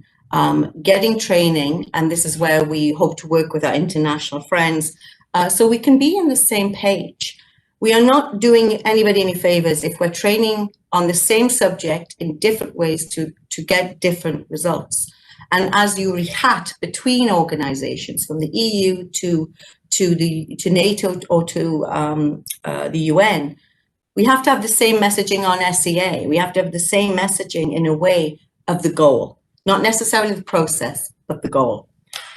So as basically to end it, as we look forward, you know, our goal, our role in NATO is to protect our 1 billion plus people across our alliance, without distinction or discrimination. To do this well, and we need and we know that women, peace and security has to be at the core. And that is where it is. That's where we know it belongs, and that's where we intend to advance this. And we have just started, really, because we have so much more we intend to do, but we need to do it together. And that would be my call to everybody who's here today. Let's find a way to work together, so really, really, we can advance women, peace and security and gender equality. I'll leave it there. Thanks. Thank you so much for this great summing up of NATO achievements, and also pinpointing so precisely all these challenges and ways ahead that we all should look at. I will now give the floor to Ambassador Mara Marinaki to tell us from the EU what has been done and what's still there to develop. Thank you, Ambassador, for being with us. Good afternoon also from me, and thank you very much, Professor Carreras, for this very kind invitation. A very warm greeting to everybody back in Lisbon. Since last June, we were so very much looking forward to being together, and unfortunately we had to counter other urgent priorities that have kept us from seeing each other, and this includes my very dear friend Claire Hutchinson, with whom we didn't have the pleasure of getting together for quite a long time, too long for both of us, but hopefully we will be able to catch up. And also I would like to send my special thanks and warmest greetings to the Portuguese Minister of Defense, the very, very dear friend João Cravinho, and thank him once more publicly for his very strong personal and long-term commitment on everything that has to do with the inclusive and full empowerment of women, and the implementation in its real meaning of the Women, Peace and Security agenda. It means a lot. And leaders with such a strong personal conviction can really make a difference. So we're very happy to have him on board also on this important agenda. From the side of the European Union, we feel that indeed this is a very challenging moment to all of us. Not only challenging effective multilateralism, but also because we are called to sail in all areas in uncharted waters. And of course, because we have a very serious backlash, especially against women's rights in the context, but not only due to the COVID pandemic effect, which has further exacerbated an alarming trend of attacking human rights and women's rights, especially by political leaders and leaderships. And this undermines the basic foundations of our societies and of everything that we have been trying to build on since the adoption of Resolution 1325, that is 20 years back, but also in our efforts to put into realistic implementation the recommendations of the Beijing Global Conference of 1995, which again celebrates its 25th anniversary, this major cornerstone of everything that has to do with women's rights. And of course, for 20 years now, we have been marking victories, small, bigger ones, but still there is a long way to go. Concrete areas from the European Union's view, but also as the international community, where we can really feel proud of our achievements, include the strengthened normative framework, which indeed has made significant progress, the production of knowledge and the expansion of this knowledge to be shared with the widest possible audiences, and last but not least, on opportunities and the depth of training in order to share this knowledge and this framework with all relevant recipients. And this includes men and boys, and of course this includes youth and girls among its key recipients. We have created, therefore, a series of policy networks that include a substantial effort to put in place national action plans, as it was recommended in Resolution 1325, on the implementation of the Women, Peace and Security Agenda at a national level, but also at a wider level, be it regional or international. And an important part of our effort as European Union has been to lead by example.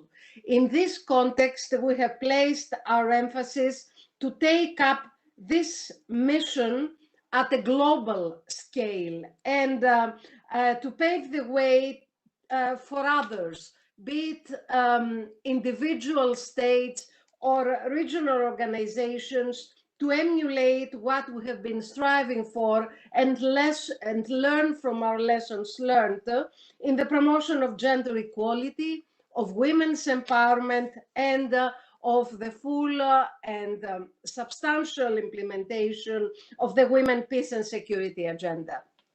Last March, we have adopted the gender equality strategy of the European Union.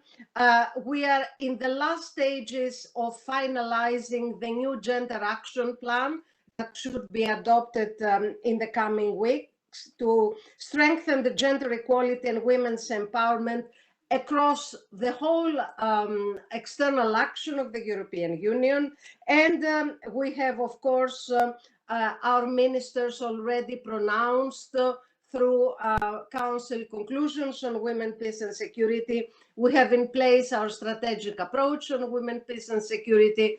And since 2019, we have also adopted a practical and very concise and helpful action plan on women, peace and security for the whole of the European Union. And of course, we see the merit and we promote the value of data, because data is a strong power that cannot be overlooked. We work side by side with the European Parliament, and we were there to attend and support the effort launched at the European Parliament on the 21st of October of a very important report, including the She-Curity Index, with women's performance in politics, in diplomacy, in the military, in police, in civil and military missions, and in business. And it is important also to reiterate that one of the most striking findings in this report of the European Parliament has been indeed the absence of data to actually measure all the developments in women's performance and participation. And therefore now we're getting organized to address this very important shortage. And it has been rightly underlined by Under-Secretary General Jean-Pierre Lacroix that for all of us to be effective in gender mainstreaming, in improving the position of women across the board in our societies, but also in the decision-making capacities, it is effective to factor in all the dimensions. Therefore, unless we are fully inclusive and comprehensive, we cannot make a real difference. And in the context of the implementation of Women, Peace and Security Agenda, we are happy to report that 24 out of our 27 member states already have adopted a national action plan, either their first, their second, their third, or even their fourth. And the remaining 3 are at their final stages. But still, in the context of these national action plans, we cannot highlight enough, and Claire has already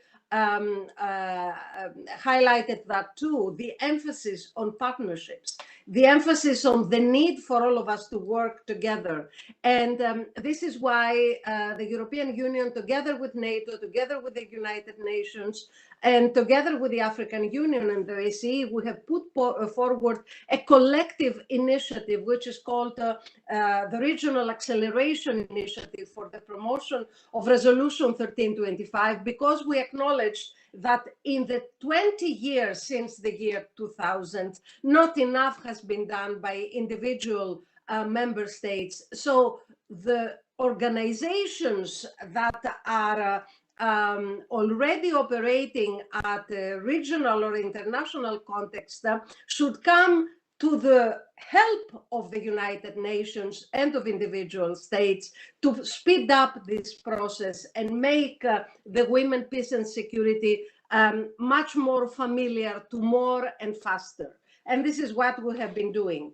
Indeed, in the last 2 decades, we have been celebrating a lot of firsts for women's new roles. The first woman admiral, the first woman commander, the first woman in charge of a military or civilian mission and operations.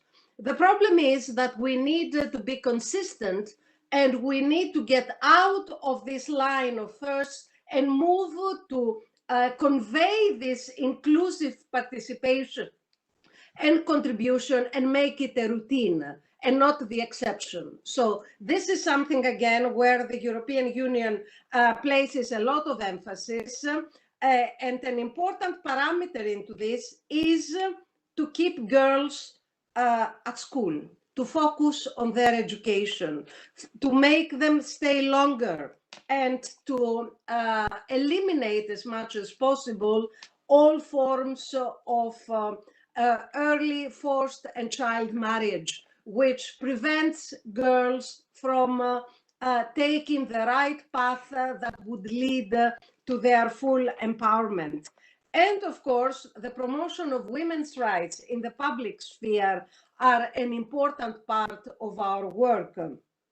Full accountability, not only of our political leaders, but also at all levels of the implementers of policies and normative frameworks are a priority, but also full accountability and zero tolerance to all the perpetrators of any crime that takes a toll on the lives or the possibilities and the chances of women and girls in any kind and form of gender-based violence. It is important to put in place the necessary mechanisms, and as Claire indicated, they have already put in place an important mechanism on sexual exploitation and abuse. The European Union is well on track in its aim, also from our side, to put in place a new policy on sexual exploitation and abuse, and also to include, to the extent possible, all forms of harassment, including sexual harassment. It should make a significant difference in improving also our performance overall. The equal rights and opportunities also of women in uniform is an important priority for the European Union in all our security sector reform efforts. And on this, we work closely with the recipient countries. And of course, this is a major priority for all our common security and defense policy missions and operations, where we are the first to admit that the percentage of women in military operations is still very low. It's below 7%. And this is a figure that we are trying to improve, while in the civilian missions and operations, we are higher, around 25 to 30%. And to this end, we work very closely with all our member states for able professionals that are also women to come forward, because we don't want to place the emphasis on the women character, but rather on the professional qualifications, and also to enrich the element of their professionalism with the angle of women as part of it. So, to conclude and to take our discussion further, together we can break this vicious circle of privileges and subordination, as you yourself already very eloquently indicated. We feel that it is important to take stock of how far we have come. It is important for all of us to pat ourselves on the back that we have come a long way until now. But then again, the litmus test, as it was in the past, but even more in the future and under the trying current circumstances, will be on the full, effective and comprehensive implementation on the ground. Only then we will be in a position to really level the playing field for everybody concerned. And to this, we need each other, and we very much look forward to our joint commitment and future endeavors. Thank you very much. Thank you very much, Ambassador Mara Marinaki. Great overview also, and so many questions that I believe will be interesting for our audience. I remind you that you can should use the chat to add questions. I will be waiting for your questions through the chat. In the meantime, I already have 3 questions that I will mention and then give you back the floor. The first question is about a language. Mrs. Claire Hutchinson, you mentioned that language, NATO has this manual, and the question I have is the following. Language shapes the way we think, underline, well, as you underline, still there are some strong resistances to this change. What was the NATO gender inclusive language manual impact amongst the military community? This is a very interesting question for all of us, also for, in terms of the European Union. So I would like to hear you. Then the other two questions. One is about to what extent do you believe that, or how far are we from being able to consider gender awareness as an additional military or police capacity, as we did in the past, have a civil-military cooperation integrated into mission planning and implementation. To what extent do you think this will be possible in the short term, since we know how important it is for the success of missions to have this broader understanding of gender at all levels in terms of conflict management? And then the third question is about the congruence or lack of congruence between the national and the international level. I think you both mentioned that the need to build in more congruence in the sense that there might be, for instance, at the level of international organizations, this robust framework with a lot of tools and initiatives. But then again, if all missions really depend on national contingents working under very different cultural norms, operative cultures, and that not always have women, peace and security agenda been really developed at national level, wherever, for instance, this bureaucratic approach has dominated. How do you see this congruence? How can it be reinforced? What can we do to have kind of spillover effects or dissemination effects more effective from the international to the national level, more than it already has, of course, but in order to count on a contribution from countries that is more effective into building this common ground for all of us. So these are the three questions for the moment. I will give you back the floor, and then I will come back because I can see that there are a few other questions coming in. Thank you so much. Ms. Claire Hutchinson, please. Great, thank you. Thank you for the questions. Okay, so I'll take them one by one. So on the language manual, the language manual has been incredibly successful in the way of being able to pinpoint how we speak and how it shapes our thinking, as said, and then what then we need to change. And so at the NAC recently, we discussed our language manual, the discussions we have in our committees, and actually our ambassadors are looking at this as a tool on how to change the way we speak. Our colleagues on both civilian and military side recognize that we need to do more. If you have, for example, as I have throughout the last year tried to explain in the prelude to language manual, if you keep talking about something like manning, which is an accepted military term, absolutely, but manning refers to male staffing by and large.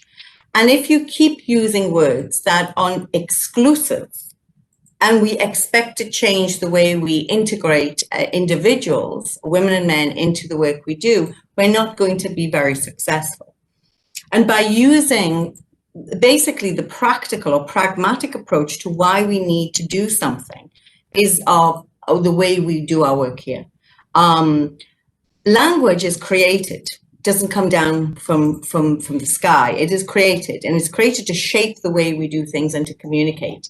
And it can be, like anything in culture, reshaped and remade. And there's certain words we have now, and even in racial terms, that we would never use. I think we need to think about this the same in women, peace and security. Sexism of language is one of the biggest detriments to equality and to moving forward. And it should be no different for military as it is for civilian. So I think about how we think about how we speak. But the manual has been proven as really acceptable, and our military colleagues have really accepted this. We are moving ahead, and we're looking now to see how we can really integrate it so that we understand that everybody has a place within this change of language. Secondly, on how far are we from gender awareness, basically as a capability, I think is really the question. And I do believe we're getting further forward. I don't think it's going to be that near. I think we have a lot more work to do. And I think part of it is, again, the unpacking of what is gender. What does gender perspectives, what does it mean for us in terms of both militarily, as strategic, operationally, and tactically? What does that mean to us? We can't just say, oh, gender should be a capability, or gender should be part of something, because it's still not there. And we still have to define more. We still need more, I believe, evidence-based approach. And a lot of people would disagree with me with that. But I come from a very pragmatic approach to peace and security. And I think if we can show the effect of something, the effect of changing language, the effect of deploying gender advisors, the effect of having gender training. We can't just stick gender into a training course and expect everybody to think differently. It doesn't work that way. So we are, I think, a little further away. I think we have more work to do, and we have to show the benefits, the values, and the understanding of the integration. That's my opinion, until we get there. But we will get there. We just need to align our thinking a little better. And the international and national level, I think there's depending on which way you're talking about, there are huge differences. We have the normative framework, we have the foundations. It's the implementation that we have a problem with. And that means in every nation has to be in line. And some are in different places. In some of our nations, for example, in the military, you have amounts of up to 20% of women in the military, but that doesn't mean that they've got gender fully down pat. And again, I will come back to, increasing numbers of women in deployment. I worked in many places in peacekeeping where a nation has 13 to 14, 15% of women, and they're all in the kitchen in bases deployed in different nations from different contingents. We can't use that as a measurement of effect, like saying you have more women deployed or you have more women in your national forces. But as an alliance for us, it has to be the nation that leads this. We are an alliance, not an organization, and therefore our nations tell us what to do. We can provide guidance and support, and that's what we're trying to do.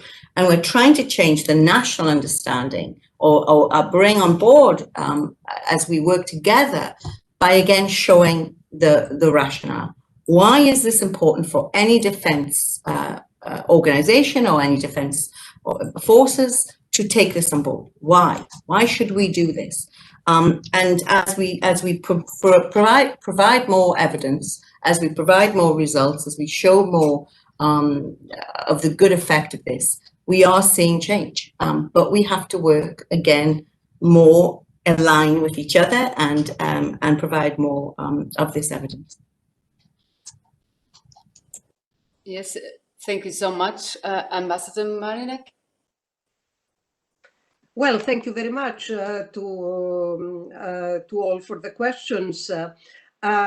Indeed, also from our side, we place this special emphasis in streamlining the messaging, but also trying to take into consideration the very subtle nuances that exist between languages. And this is an important element that sometimes takes away the substance and focuses on elements that are of secondary importance to the message, but nevertheless take front screen regarding the attention or the negative ramifications of a message. We have had several such cases, and in this sense, we are trying to be as pragmatic as we can. We place the emphasis on the key central message, in the sense that we want to make a difference that will really affect directly and immediately the lives of women and girls, and to the widest extent the lives of their societies. So we don't take any kind of negative responses as the message to stop, but rather it fuels further our efforts to become even more creative in ways to approach the problem, because we're fully aware that the lack of a common understanding on everything that pertains to gender equality, gender mainstreaming, and women's and girls' full and inclusive empowerment is the elephant in the room for a series of political backstops and delays that have been pestering our efforts across the board to implement not only individual normative policies that we have adopted at the national or international level, but overall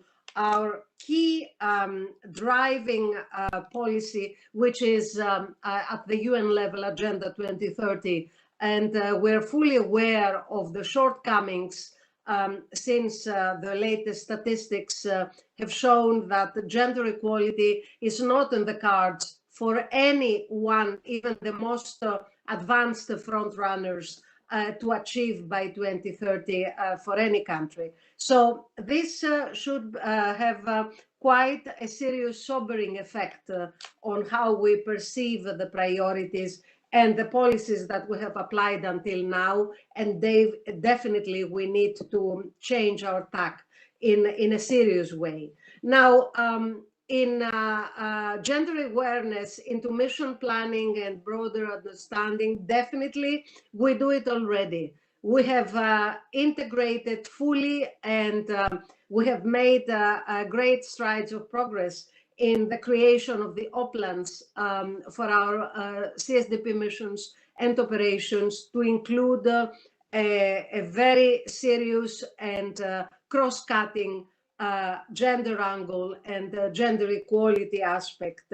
It is also included, and this is important to highlight for everybody to become more aware, in the mandate priorities when we publish for posts for commanders or for any level of management positions.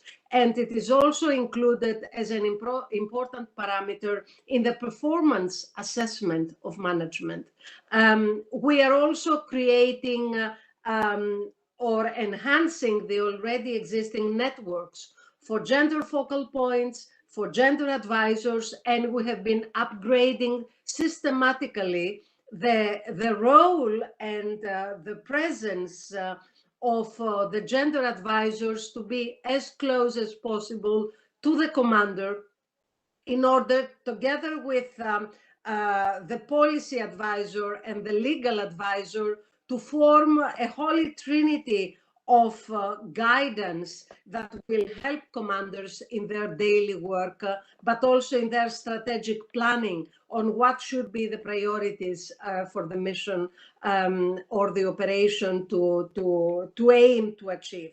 And of course, on the confluence between national and international levels and the promotion of the cultural and operative norms, we cannot agree more. As a matter of fact, this is what we have been highlighting consistently, that there should be this breaking down of the silos.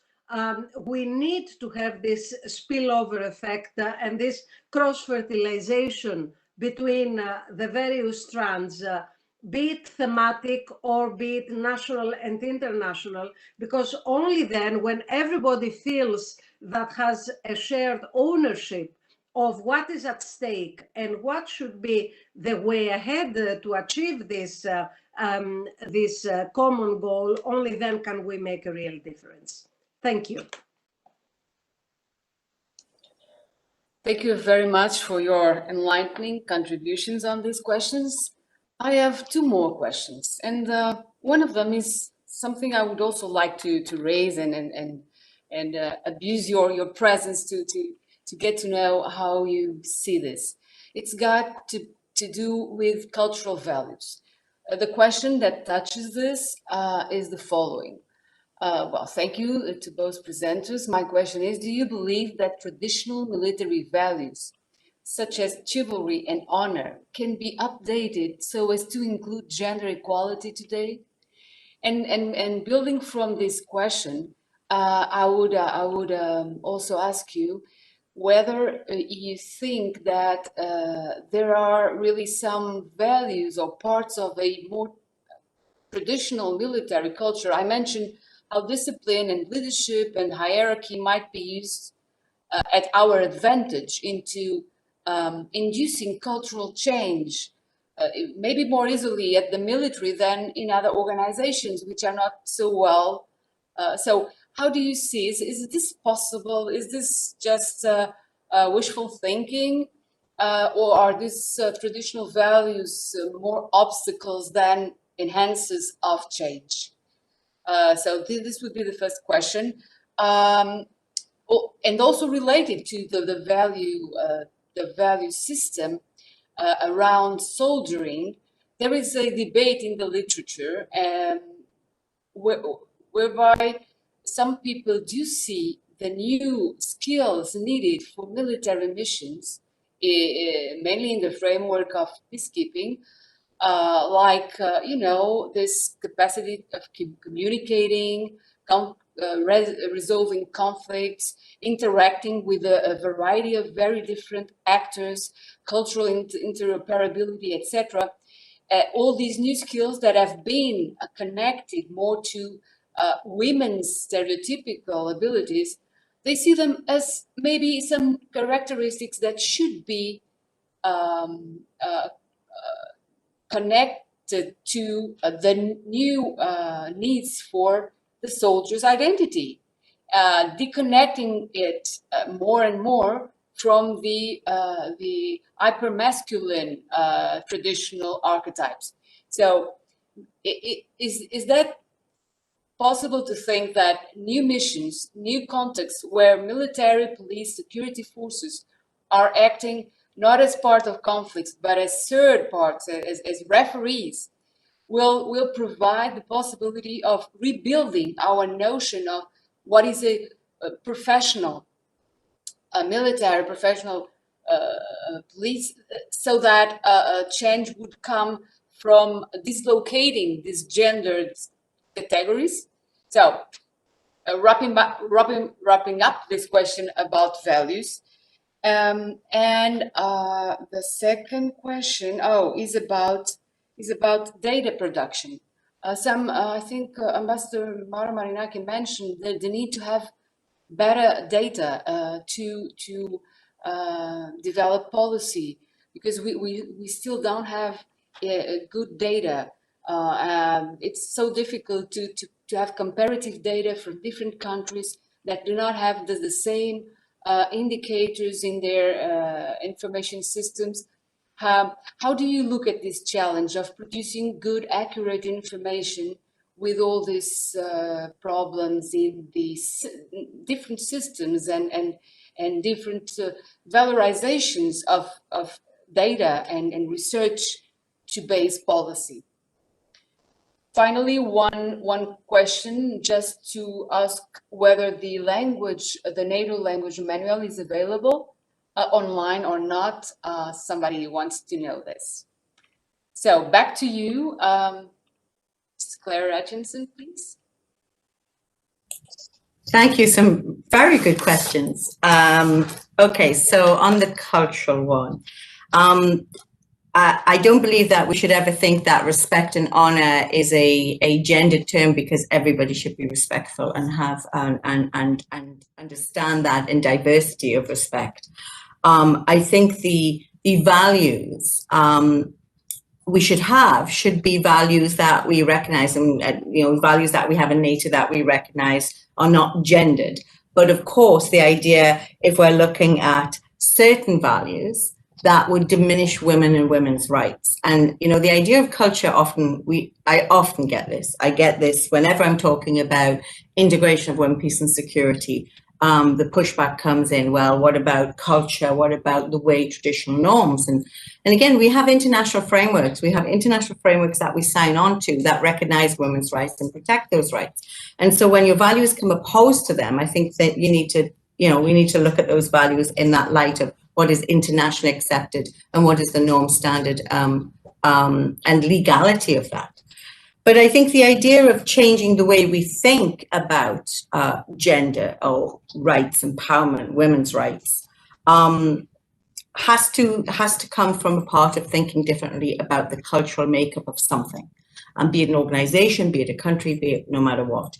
And if that culture is not in line with the way we give as much credibility and as much leverage to gender equality, then it should be looked at, and change needs to be made.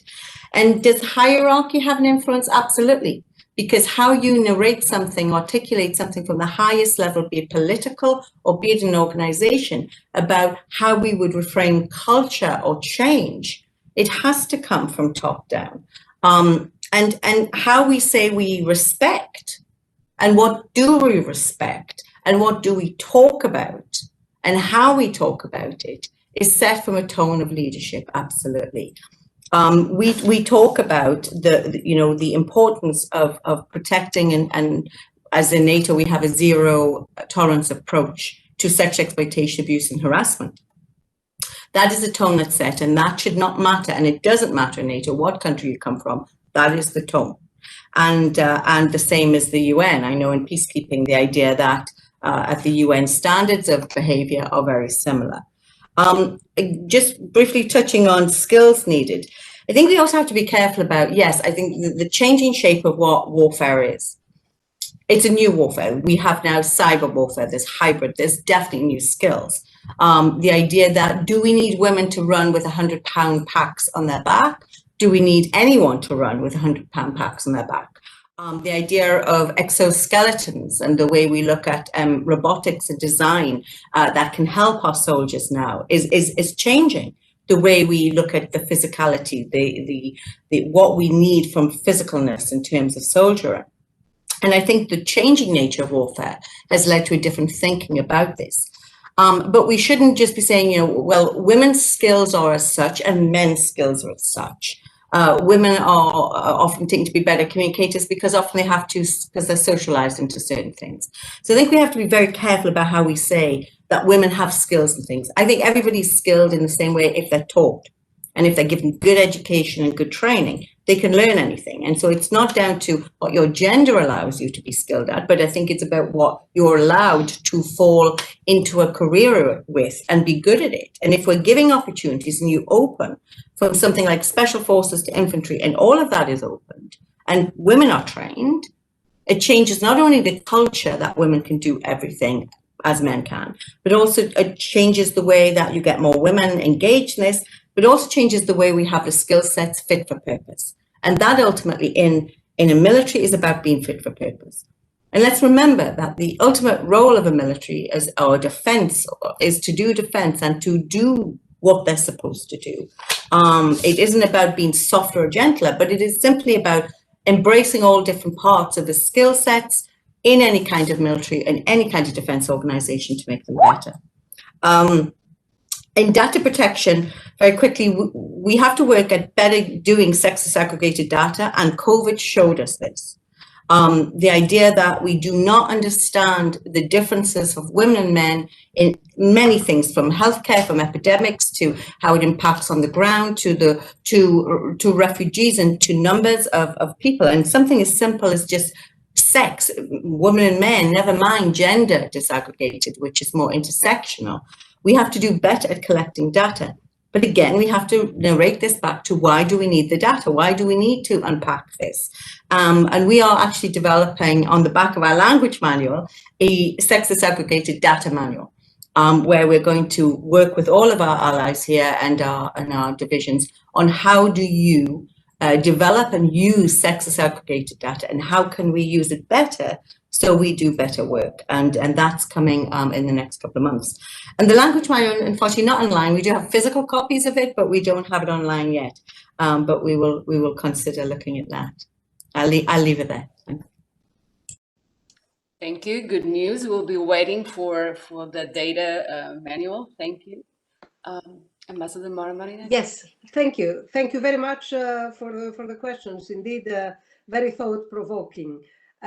Well, essentially, we get back to square one in the sense that we need to break away from the stereotypical perceptions. We have to break the mold of thinking of the roles of men as perpetrators, women as victims, and everything that comes along this very outdated line of thought. And we should do away also with everything that has to do with the effects, the negative effects of negative masculinity, and promote more the very positive and proactive contributions of positive femininity in the same vein of thought. On cultural values, on traditional perceptions, again, we already have started our groundwork on this cross-fertilization, both of the terminology, but also of the perception. And this is why it is so important to highlight appropriately the role of education. This is the make or break for the new generations together to sit side by side at the school banks and start changing their perception of things. And this change should also start at home. There should be this rethinking, this retraining of the approach in the minds of the younger generations, including young parents or young teachers or young trainers. And this applies both to men and women. It needs to promote this positivity as agents of change, both for men and women. And for this, we need also to highlight the important contribution from role models. And we need not only women as role models, but we also need men as positive role models. And this includes male leaders at the political, but also at the community, at the religious, at the cultural levels, depending in every society. We need to push back against the pushback of these traditional perceptions that have been holding us back for too long. I also feel that we cannot consider to be strictly gender or male limited to have notions such as empathy or sense and sensibility in the same sentence that should only apply to women. We need to rebuild the perceptions, and to this we use not only training, but also the alignment of the curricula of the various military facilities. We are very proud of our college, our training college, which works in this direction. It is an EU-wide training military college that brings under one roof all 27 individual facilities or existing infrastructures, and we try to help align the curricula. And in the same vein, we also try to engage as much as possible political figures that come forward and speak up in a credible and also understandable to to the simple laymen and laywomen manner on what it means for all of us to feel that everything that our lives depend on is at stake, of how we see and appreciate and ultimately support each other. So thank you. Back to you. Thank you very much. It's interesting that you raised the education question, since we have somebody asking about this. Somebody wants to know whether all these topics shouldn't be taken to school, secondary schools with adequate methodologies. So I think you already answered partially whether they should. Allow me just to inform the person who asked this about the Portuguese situation. Here at the National Defense Institute, we have participated in the building of a framework of education for security, defense, and peace, and it is something that will help teachers within the field of education, citizenship education at schools at all levels to develop projects on this topic. So things are being done. We just need to enlarge our involvement, but the Institute will be available to give additional information if you would like to know. There is one other question, and we are, I think, collecting now the last group of questions in order to approach the end of our debate. Already some time, but still, there is a very fundamental question, in fact, which is there is a very low percentage of women in the armed forces. What can be done, and what kind of initiatives are being taken to raise the number of women? So it's true that we've been asking and trying to answer this question for a long time, but it's true that although percentages are growing slowly, it's been difficult. So there are different obstacles. How do you see this, and what can be done to change this asymmetry? Claire? Yeah, thank you. So I think in terms of increasing numbers of women, I think we have to start from the premise that, you know, not all women want to join the military, right? So the idea that we're going to get 50% is just, it's not going to happen. I mean, it may, but that might take, it will take many, many years. And that shouldn't be our focus, right? Our focus, increasing numbers of women in the military go from many things. There were some initiatives like the Canadian ELSI initiative, which is researching barriers, but it's also looking at putting incentives in. I will firmly come out on the side that I do not believe financial incentives are positive or helpful to provide cohesion between troops. To give financial incentives to get more women deployed, I think is doing more harm than it is good. And that is my personal opinion on this, because I think we have to take much more structural approaches to this in thinking. But the idea of getting more women in is, first of all, understanding the barriers to why they're not there and what it is. And again, removing obstacles to women being in any position. Why do we have a limit to women who want to be in combat positions or in special forces if they are fit to do the job? We should not be having, you know, and it's very, to me, a very gendered and dated assumption that we need to protect women because it's going to do something, or that it will stop the cohesion of the forces from doing their tasks. It's not true. But the incentives to increase numbers of women have to start with, why are women not deploying? Why are we not promoting women, or if they're not, why are they not? And then to look at it, it's sort of a seriously undertake the analysis, and every country is different. Many years ago, when I worked in peacekeeping, I used to, I did a research project, and I identified when I was deployed to UNIFIL, from the different, we had about 38 different nations who were deployed. And I asked all of the women there, why did they join the forces? What encouraged them? And so for some cases, they came from military families. For some, it was financial. They just wanted a job during an economic downturn, We know this happened for women in Jordan. You increased numbers of women in Jordan because there was an economic downturn and sometimes it was the only job they could get. So I think finding the challenges and the reasons and then building individual different strategies to increase that. Now, for some nations, for example, in Ireland, who have reported they were a partner for NATO, but have reported low numbers of women, but they do incredible. One of the best in terms of doing training and advancing integration. But we only look at numbers as then saying, oh, we haven't, that's a negative. I don't think we should be focusing on parity.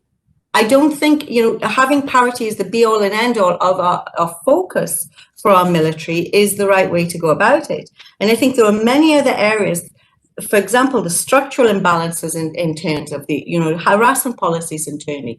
Are all of these happening? Do we have positions open? Do we understand what women need and want and why they would join military forces? And are we doing the right thing by them as they're in? And if we put all of this together and assess this, then we're going to have an individual strategy, but every nation's strategy has to be different. And blanketly saying we have to increase numbers of women by X% by whatever only takes us down a path of to me, a cosmetic invention of trying to get more women in because we're trying to fulfill something. Getting it right is better than getting it done quickly. And as we move forward to increasing numbers of women, as they need to be fit for purpose in areas that they can expand their skills, that they can advance and become promoted, that is what we have to be looking at. And unfortunately, I'm not a fan of always looking at the numbers for the sake of the numbers. I think we can do better than that. But there are a lot of initiatives we can take. We just have to make sure they're contextualized to what you need in each nation and that we work through them and evaluate it well. Thank you so much for this important reference to context and context-sensitive analysis and interpretation of reality, which will be fundamental for the design of what kind of policies we want to. Thank you. So, Ambassador Mara Marinaki, on this topic. Thank you very much. And of course, I defer to that on this point to Claire's overall knowledge and wisdom. But nevertheless, from our point of view, I would just like to point out a very pragmatic and factual element that should not be overlooked. The fact that societies mature at different speeds, and therefore every society should be left to adapt and adjust when they would be ready, of course, with the help and masterful guidance from able leaders and hopefully gender-sensitive leaders. But nevertheless, we shouldn't try to rush it. And I fully agree with Claire that getting it right is better than getting it done too quickly, because this, if it's done too quickly and societies are not ready to adapt, then this would drive things in the wrong direction and might have a boomerang effect, which would not be in the best interest of all of us. We understand that the process that has started at various speeds and at various points in recent history with every society will take their course, and ultimately all of us should aim in the same direction. But let's not be too harsh on ourselves on making things happen earlier than should be in the best interest of all of us. Thank you. Thank you very much. I don't have any other questions at this point. Just underlining how important is, I believe, what you just said about the need for incremental change, that there is no one-size-fits-all recipe, that we should be context-sensitive when we address these issues, and avoid being pressured by these quantitative indicators, without, of course, considering that they are not important. So I think that unless you'd like to have some kind of final statement, we could end this debate here with this important idea that we should be getting it right more than quick. But that will, of course, require involvement and our efforts to change reality, not just waiting for time to do it for us.